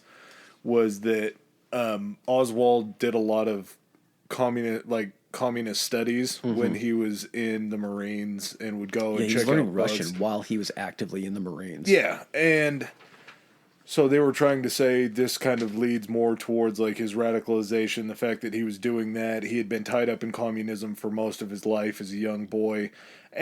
Why in the world would you be a communist and then join the Marines? That doesn't really make any sense. Go But see the world or something. Oh, he said it because it was an escape from his mother. yeah, but if you're a communist, aren't you fundamentally against a capitalist army? If it's your only That's way over out, if fighting it's your only communism? way out of poverty, man, and then you can leave at a certain point after. Obviously, he wasn't meant for it because he tried to find a way out, but Yeah. he earned some money. They said like when he was in the Marines, the way he ended up getting over to like Europe and everything was he had saved up like $1,500 or something like that. Well, this judge who I really have a hard time like discrediting a judge saying something like this said that he served with him and he had never heard him Oswald mention like any pro-communist talk or anything like that. He had never seen him in the library studying Russian. He was a part of the foreign language classes, and he said that he never saw any sort of Russian being taken by So, Oswald. are you saying that the backstory's been fabricated? The narrative was, but that also could be because there was another alleged secret CIA operation where they were taking members of the military and saying that they were like communist defectors and then teaching them kind of a way to be radical. So, like, And then those people were defecting back to Russia as almost like a secret agent. so like they were trying to send moles in that were Yes. then still loyal. Okay. So you're saying that he was essentially selected within the military to go ahead and fill or be potentially one of these moles that they would send over there. There's a very odd possibility because, like, you went back to what you said about the repatriation loan that he got when he came back from Russia. I don't know why in the world a guy that left the Marines and then defected and said that he wanted to renounce his citizenship would then get a repatriation loan to come back. That to me feels so odd. I like that me and you have the same thought that it was like government actors and everything, but that the way that Oswald plays into it is completely different. You think that it was just like dumb luck along the way? No, I don't think it. No. I don't think it was dumb luck. I'm going to let you finish off on yours, and I'll. Go on. That's kind of where I am. There's just so many things that point to him having connections with, not like you said, not the whole government, just a few actors within the CIA, and maybe you could put 30 or 40 agents on this that are just top secret, nobody else knows about Okay. it, and keep that sort of core nucleus of those people small. Yeah. Okay. So I'm just so I can wrap my head around this, and I want to get dick deep in this, and then Okay. I want to lower myself all the way down. When they were able to track him going to like Mexico City and trying to get like into Cuba and then into Russia. So what would that be for? What would the purpose of them sending essentially an agent to do that? It's like we talked about last night.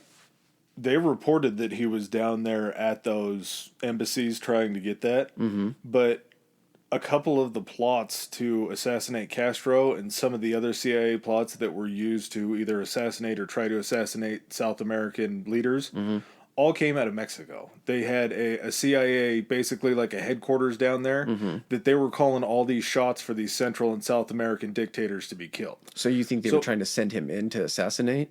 I think they were trying to send him down there to talk about the plan to come up and get Kennedy. I think he went down there for his debriefing to get shit figured out to be able to come back so up. instead of going down there to meet with Communists. he was going down there to meet with like his handlers. Yes. Okay. Does that. No, because this will tie into in another way what I think. Because we're not far off. You're of the opinion that Oswald was privy to the information. 100%. Mine is that Oswald was a patsy and was being played the entire time. Not to take the responsibility off him. I'm just saying that I think that he was essentially used to take the fall. Yeah, because they could tie him up nice and neat. And ultimately, that's what I think too. I think that they were using him like he was a part of the whole ruse, but he just didn't know the end was the fact that they were going to hang him out to dry. Okay. I don't think that I think Jack Ruby shooting him and killing him was the time where he's like, oh shit, they played me the entire time. Okay, you're gonna have to explain how Ruby's tied into it then too. Well, Ruby was allegedly he had been an informant in a prior life. They said that he had mob ties, which I know that he was a nightclub promoter in Dallas. He worked for fucking Al Capone. It wasn't Al Capone. It started with an L. It wasn't Luciano. No, in Chicago. Yeah, Lucchese. He was a part of Lucchese crime syndicate. I don't know if it was under Al Capone. It might have been, but he wasn't like a second like person to like. He was like a little. He might have been like a made man or something like that. But then he went down and opened that, and they said that I think with him, the whole point about him possibly, he didn't have government ties. But I think he was convinced, essentially, the people in the mob that did have government ties to the CIA, because there was a connection between the fucking CIA and the Chicago mob. Well, like a well-known one for a while. He was an informant, and basically what they used them for was to narc on the other families. Yes. Like, it wasn't, they were using them as an informant for things that they heard about the other crime families, not their own. So not the Lucchese or the Capones. Yeah. He was like saying, hey, I met up with these other guys. There's going to be this heist that they're taking care of tonight. They told us to back off, make sure to knock them out. The thing kind of on Ruby, kind of the prevailing theory, other than like he was so distraught over Kennedy and wanted to save Jackie, the heartbreak of going through a trial and everything like that. That is what he said, huh? He wanted to go ahead and be the hero. What the kind of prevailing theory is that whoever was connected or speaking to the CIA as part of this whole thing had basically used their mob connections and been like, is there anybody you think you could convince to do this and everything? And they're like, yeah, I think we have a guy. And basically told him, is like, do you think you're going to be like in prison for this? You think you're going to be in prison for the one that in all this distress, you can plead insanity, temporary insanity. You might do a couple years, but you'll be a national hero. And basically hyped him up to go in thinking that there wouldn't be severe repercussions for that, and to go ahead and take him out. And that, he might do a little bit of time, but when he got out, people, the entire country would love him because he's the one that he'd got be a made man with the country, that got the guy that got Kennedy. I fully think that he was the end to the beautiful little bow that they were going to put on it. And I think probably when Oswald did get shot, he's like, oh shit, I knew this was coming. Like they were going to double cross me at some point. They just waited until the very last second, because I think if they would have hung him out to dry and he would have actually gone to trial and seen like he was going away forever and they were going to pin it all on him, I think he would have tried to flip immediately. And him saying that, I think almost would have sounded less crazy than everything else that's come out of it. We cross so many different parts of our theories, and then they go like this, and then they separate again. Okay, so I think that it was essentially a government, not government, like, because that suggests the whole thing. Certain players, like within certain agencies and everything, that had this plan, and it was probably kind of a combination of the FBI and Hoover. Dulles might had something to do with it, or just said like, hey, is there something you can do to take care of this? I think the military-industrial complex does certain, players within that pulling out of Vietnam and everything like that is going to hurt their bottom line. I think there were a lot of people that were set to lose money or power if Kennedy stayed in power. Well, and Kennedy had threatened, I think it was the steel companies, with taking away their military contracts and sending them overseas unless they stopped the price gouging. Oh. And so that, again, is just another major threat to the bottom line of these companies, which all are making hundreds of billions of dollars a year. All right. So I think that Oswald didn't have any idea that he was actually a CIA operative. I believe that he thought he had a network he was part of like a pro-communist, pro-Fidel Castro, whatever movement and everything like that. I think when he went to, and I don't think the Russians had anything to do with it. I think what ended up happening is that Hoover and whoever was in charge of planning all this kind of stuff, whoever wanted this to happen, basically allowed him to come back from Russia to see if they could maybe continue to use him to get into those situations. So I think when they brought him back, anybody that he met with, I think basically he had a handler that was in the CIA, but was essentially posing as a person in like some type of movement. It's not like these weird type of operations, people playing different, within different governments and everything like that. They're not that far-fetched. We've seen what happens with, Midnight Climax and MK Ultra and COINTELPRO and everything. During Hoover's time, I don't think there's anything really off the board if it's within his power to do. No.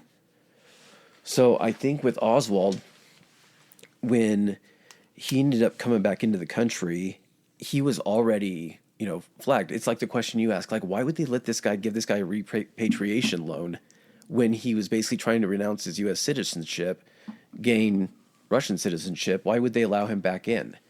Well, I think in a way, like, I'm not saying they saw him being this tool right when that happened, but I think they thought that they could use him. Took a flyer on him. Yeah. And so anytime he's, meeting or speaking to people that are in these, and of course he's going to stand out like a sore thumb because they know that he's going down and trying to open this place in New Orleans that's this pro-Castro. So it's not like someone couldn't just approach him and be like, hey, I'd like to join. And then that person starts giving him a little information and introduces him to another person. And it's like, we're actually kind of underground. And when he went down to Mexico City, that was him going down. And I think, like you're saying, meeting with the CIA people down there, but them posing essentially as either Cuban or Russian or, sorry, not Cuban or Russian, but even like communist, pro-communists. And just basically had the debriefing inside of the embassy. Yeah, or not, I don't even know if he got in to the embassy or anything like that, because they could have still taken pictures of him trying to get into the embassy, then revealed themselves and been like, hey, we're not in there, we need to meet over here, and taken him somewhere else to meet him. If they have a place there where they're able to photograph and watch the embassy, you think that's their only like safe house down there, place that they can pull someone? Well, and the other thing you do have to think too is we only know what we know, which we could only know what they've let us know. Mm-hmm. And there could have been a whole nother watch of watching him down there meet with their guys instead, or that he didn't travel to another town outside to meet with them. Yeah, and here's the thing too is all they have to do is when they find out, Kennedy's going to be in Dallas, this is one of the proposed travel routes. They could be, put their pro-communist hat back on and go back out there and be like, Oswald, we need you. We just found out some information. We're going to try to use some of our pull to get you a job at this place. We have word that you could really help the cause and everything like that. Take out this anti-communist president, help out a lot of people, and basically set him up in a position to do that, to where he believed that although he had support and was acting alone and everything, that's why he couldn't give any information. Because, like, I get what you're saying, where they really, he thought he might be able to get out of the whole Kennedy thing. As far as killing Kennedy, he didn't believe that he was going to get caught for that. But I think as soon as he killed that cop, and that's what they brought him in for, and he knew that they were going to be able to tie that to him, I don't see why he would keep that information to himself about anything, even if he didn't believe that, like, he was part of, like, the pro-communist movement or anything like that. Or he might have very well thought that he still had their support. He just bungled the getaway. But that's the thing, is the reason I think that he thought that he was still part of that, and it wasn't like him he didn't feel like, because he did say something about like, I'm the patsy or something like that. I don't think he meant that in the sense like the CIA set me up, I'm a CIA agent. There was a point where one guy said right after he got shot, one of the cops next to him like went to go cover him while they were wrestling Ruby and the gun from him. And he was like, do you have anything? He was still alive though. He was dying, but he was like, do you have anything you need to say? Anything at all? And he said he literally sat there for about 30 seconds to like 45 seconds and was like looking like he was thinking. And then he just opens his eyes and he goes, and then passed away. I'm telling you right now, if you're a government agent and you're basically looking at a situation where you just got shot, you're dying, or you know that you might be able to get away with a little bit with the Kennedy thing if they could throw some stuff around. You're not getting away with the cop you just killed. So I don't think he knew. Here's the other thing to tie into with the multiple shooters and everything. I think they set him up in a position to where he would be the one where everything would point back to him. I think he did go ahead and take a second shot. I think he hit Kennedy. But in that the 1978 House Committee, they determined that there were essentially 4 shots that came from 2 separate locations. Now, 3 of them could have came from around the same location, and 1 of them could have came from the knoll where they actually detected one of the shots through like the acoustical studies or something like that. And I kind of mentioned this to you before, like looking at the driving route and the trajectory of the bullet, there are theories too that there was basically they say the first gunman was Lee Harvey Oswald in the Texas Book Depository. There was a backup one at the same trajectory or similar to trajectory across the street in the Daltex building. And that building had 7 floors, so it could have been almost from the same height and everything. And that one even had a straighter shot at the back of Kennedy going down this street. Yeah. A better shot than Oswald has. Then they say there was a third gunman, and that was the gunman that was basically, they say this shot came from the grassy knoll, but there was actually a car park right up above the grassy knoll that flattened out, and there was a white picket fence that someone could actually be set behind up on and set it behind. That one was kind of right next to, just a little bit off to the left of going under the underpass, if you're facing toward Kennedy. And that one had what would be the trajectory when he was turning his head of the shot hitting him and his head going back into the left, because it would have been coming from the front and to his right. Well, and I do think that it was the surgeons, I believe, that were working on him in Dallas had said that they truly believed that when they were working on him and trying to save his life, that the only way the trajectory going into his head would have been coming from the front. Like the actual medical professionals that worked on him all said that it was a shot coming from the front. My only thought behind that would be, do you think that Oswald would have been in so deep and still understanding that it was only like a few sympathizers within the CIA that were taking care of him? Like, do you think he would have fired that first shot? Because I do believe he fired the first shot. I think he may have... First hit or first shot? First shot. Okay. I think he may have fired the second shot, but I think that he definitely didn't fire the third shot. So when they found the gun and they found those casings, he would have had to have still been a part of it and smart enough and privy enough to have spent casings in his pocket to drop that if it wasn't his 3 shots, right? Well, here's kind of my thought on it. Or is that planted evidence, maybe? This is kind of my thought, is you can get shell casings kind of everywhere, from a shooting range, from anything like that. I think that there was... If you're planning something, you want to have some redundancy plans. I'm not even saying that there was someone behind him or anything. The only reason I'm saying that there had to be someone along his same trajectory, if you're going to make this work, is because let's say that there's no one back there behind Oswald and he misses, and that shot has to occur from the grassy knoll. If Oswald misses all of his shots and there's nothing to suggest a shot came from the back that hit anybody, then what's your explanation for the shooter on the grassy knoll? Because Oswald is up there behind. Yeah. You can blame him for trying to kill the president, but then that's going to open it up and be like, there was definitely 2 shooters because Oswald didn't hit him. I think you have to have that person or whatever behind in that other building, because if he finds that Oswald misses, he can still take that shot at that point, make it look like Oswald.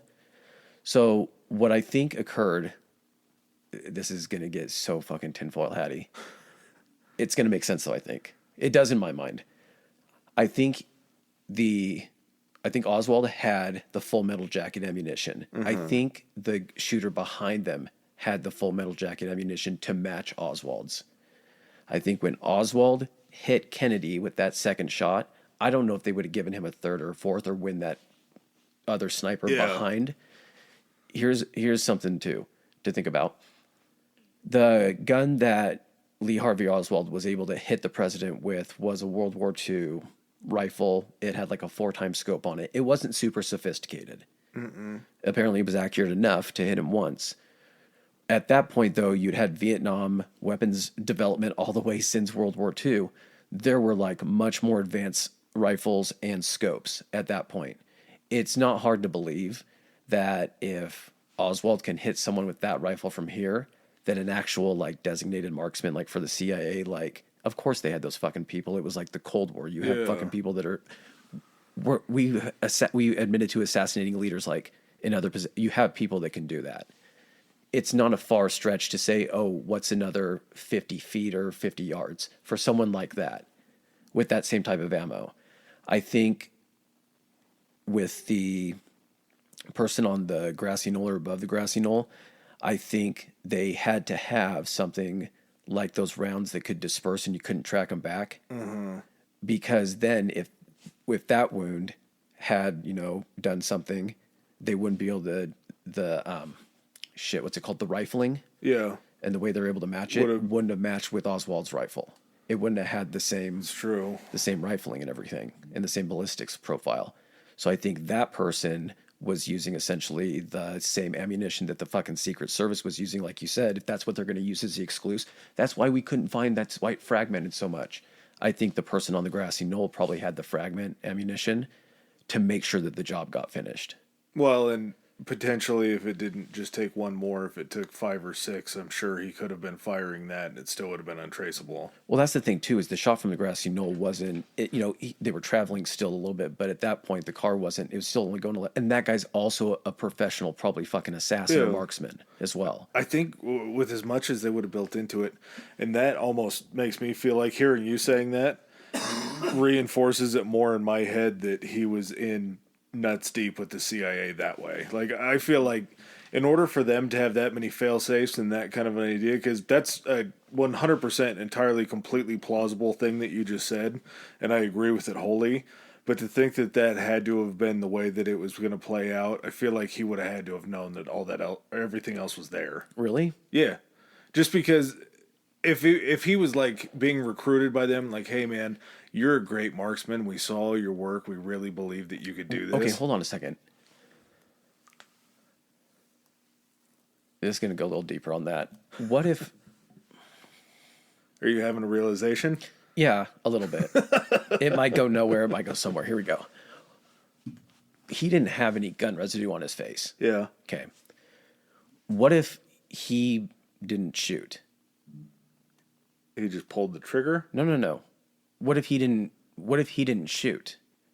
That's why he didn't have gun. What if essentially he gets up there, he's in position, and let's say that he has second thoughts or he can't do it, or he can't get on him or something like that, he's shaking too much or some shit.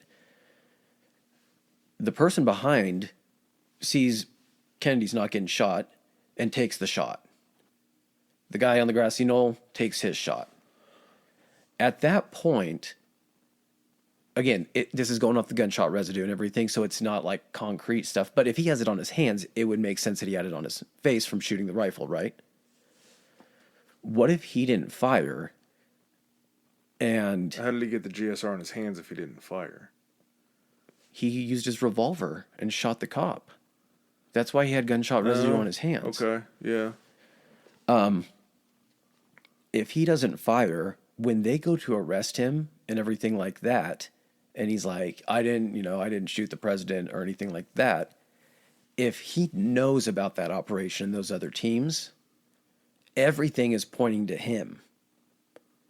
If he knew about those other teams and it came from saving himself and being like, this was a setup, it was part of like, I didn't fire, someone else fired. Yeah. Like, him not knowing about those other teams would have him being like, I didn't fire, but the president still got killed. Like, I'm the patsy. Yeah. I got set up. Yeah.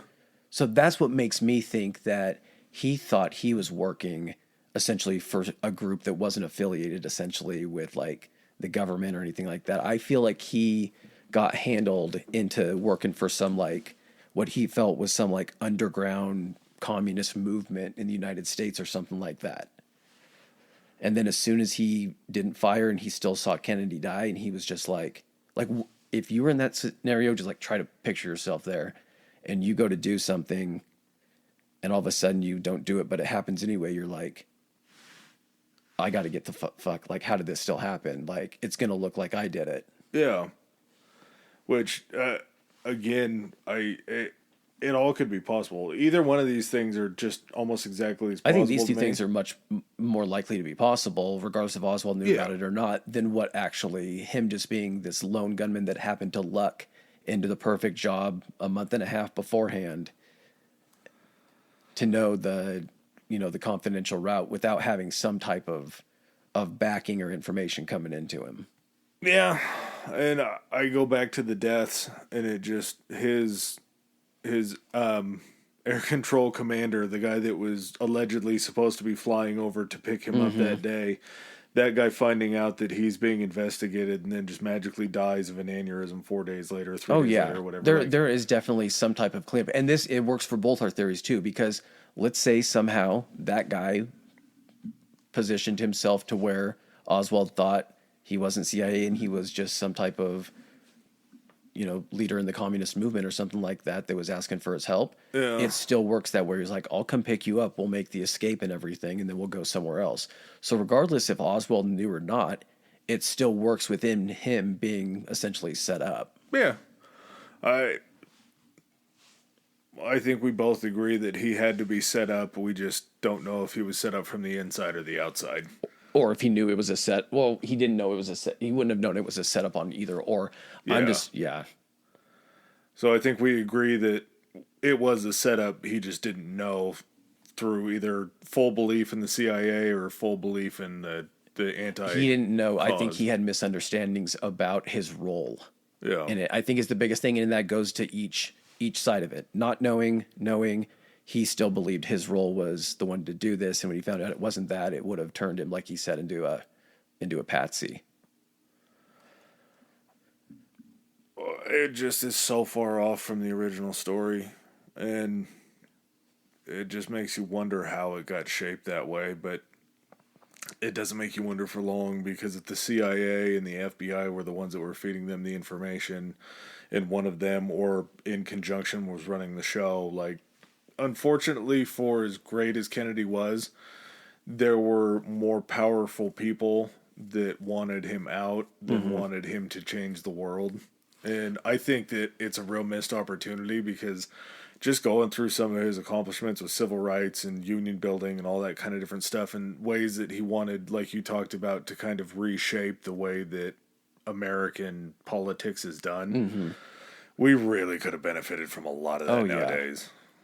And the other thing too is, like, when we're talking about this kind of stuff, I know it sounds like the plot from a movie and everything, when we're like, it was the government and it was J. Edgar Hoover. Like, really look, before there was the public's ability to kind of monitor what was going on and have that oversight for certain, like, we still don't know what the fuck is going on within certain, like, government agencies. Like, that's just the way it fucking is. Like, there's shit going on around over the world that would fucking just shock the shit right out of you. And to say that someone who has had unlimited unchecked power for 30 years is going to be okay with getting forcibly retired and taken out of that position, and is not going to do everything they can to hold on to that power, to Hoover and to these people in power that would have the ability to pull something like this off, these are literally the guys that are just moving pieces on a chessboard as far as the world goes, for like assassinating leaders of countries and installing puppet governments, running operations to, fucking brainwash people, like all this kind of shit. So to say that person feels like they would have really any qualms about killing someone, regardless if they're the president, they know they can get away, or they have a really good likelihood of getting away with it, because they've gotten away with fucking everything else before. Well, and that's truly why I believe that King and JFK had the same killer. because the similarities of James Wait, the same Earl. killer. Oh, over the same. Yeah, Okay, the same puppet the master. puppet master. Yeah, shit. But to think about it, and just the way that James Earl Ray fired on MLK from under a hotel window in a bush, and then left his gun, just like Lee Harvey Oswald fired from the book depository and then left his gun. The fact that the three name thing is just an odd coincidence. Well, and then we haven't even gotten into fucking Robert Kennedy and Sirhan. Yeah, another just very odd. Robert Kennedy, a guy that was cracking down, and he was playing ball with the FBI and the CIA to a certain extent, but he was also beholden to his brother, and his brother was anti these things. So even after, like when he ended up getting killed, because he was going to actually, I have strong belief that he would have ended up being president, and I think people that had kind of orchestrated, like I know Hoover, when did Hoover leave? Because it sure Hoover would have been like 30s, wouldn't he? Because during the Depression, the people that lived out in the parks, they called them Hoovervilles. No. Oh, J. Edgar. J. Edgar. Not Jesus Christ. I always get Herbert J. Edgar. Oh. I think he was 72, maybe? Yeah, so I mean, was he 72? When he had to leave, when he died in office? Yeah. Oh, yeah, he died in office, huh? Yeah. Yep, 1972. So, God damn, good pull. So I'm not saying that it was Hoover, essentially, that... Actually, when did Robert Kennedy die? That was fucking like 69, wasn't it? I'm pretty sure. Oh, my God. Uh-oh. This isn't going to like ruin my... Yeah. We're opening up a new can of worms as we speak, ladies and gentlemen. I'm not getting into Robert F. Kennedy. That's going to be another episode. And besides, we've taken up enough of your time, and we're going to take up just a little bit more. But Robert F. Kennedy, 1968. Hoover's still in power. If you see someone that you just took out 5 years prior, and you see someone that is coming up into a position where he could be in power. It's not like Hoover had a retirement date. He died in office. So he probably would have stayed in there even longer if he could have. And he was probably like, God damn, another one of you guys? That's what I'm saying. Another Kennedy? Is as soon as he saw him coming up and everything, I think he was like, well, fuck it. I got away with it the first time. I even had an entire fucking commission that tried to figure this thing out. I can easily, I've learned what I need to not do that this time. So I'll just make sure that it's some random guy walks up to him in the crowd. Sirhan, yeah. He was a disillusioned... Oh, God, I don't want to sound non-racial sensitive, but I want to say he was Iranian. Something like that. Yeah, you can't go out with communism twice in a row for assassination motivation. No. You got to mix it in there. Make it a little bit more believable. Yeah. But to have him, and it was wasn't it in the kitchen, the back kitchen of a hotel or something like that? Los Angeles, I believe, is where it happened. So too much happened during that time frame to too many people who were too similar to make it seem like there wasn't some type of overarching villain in this that was kind of planning things behind the scenes. It's like fucking Thanos for the first 10 Avengers movies, is he's fucking out there and he's in control of all this shit. Pulling the strings. Puppet master. But that's what Hoover was, as a puppet master. That's exactly what he fucking was. But yeah, I mean, there's a reason that this topic still draws so much interest, even, today and everything, despite being removed from it for 2020. This year is going to be what? Holy shit, are we? The 60th? Yeah, this year will be the 60th anniversary of it. Huh. These things just bum me out so much, because not that yes, that it happened, but also, when we start getting into this and I see the animation on your face and I can kind of feel me getting revved up to say something, and just to hear the utter insanity that you hear talking about a conspiracy theory, when I hear people talk about recent conspiracy theories, it's just no, dude, that's fucking dumb. What do you say that? But then we get to these and I start to get fired up. I'm like, God, am I that same person? This is much different than Bigfoot. Yeah. There's so much substantiated stuff that doesn't add up. Even just government plots, though. Here's the other thing too, is you can't say that there's no conspiracy to this at all, Because over 3 different like committees and commissions at different times have literally like reversed the things from the first one or said that that didn't happen that way. And so like I told you this earlier, my gut is to trust the ones that are able to take the evidence and have a more advanced or technological view over it. Just let the advancement in science do the work. Well, and that's what I forgot to mention earlier. We were talking about the U.S. Board of Assassinations or whatever that they The House created. Committee on Assassination. Yeah.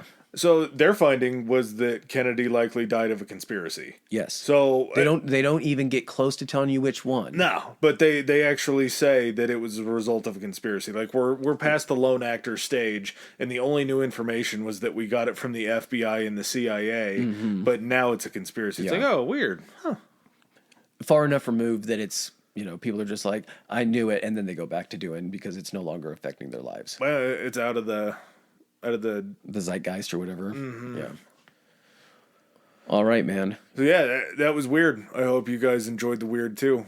We're not turning into a conspiracy podcast. I feel like we've looked that way, but they're just fun to do. Yeah, we're just having some fun. And this one also, it's not a conspiracy podcast, but at the same time, like, this is it's been admitted that conspiracy. No, it's not. It's not a goddamn conspiracy podcast because it's been admitted that there was a conspiracy. So it's not a theory. It's just the discussion of which conspiracy. All is right. it. All right. We're gonna go with that. Go with it. All right. Later, guys. Peace. All right, ladies and gentlemen, thanks for joining us for another episode. If you like what you heard, hit that subscribe and like button. Follow us. If you didn't like what you heard, still hit that anyway, because we'll probably cover something in the future that you do like. Please follow us on our social media. Adam, hit them with it. Our Instagram is historically high pod, historically high pod, and we are on Twitter at historically high. That's historically HI. All right. And if you guys want to send in any feedback, suggestions, hit us up on those two, or you can even do it on Gmail. It's historicallyhighpodcast@gmail.com. Thanks again. Peace.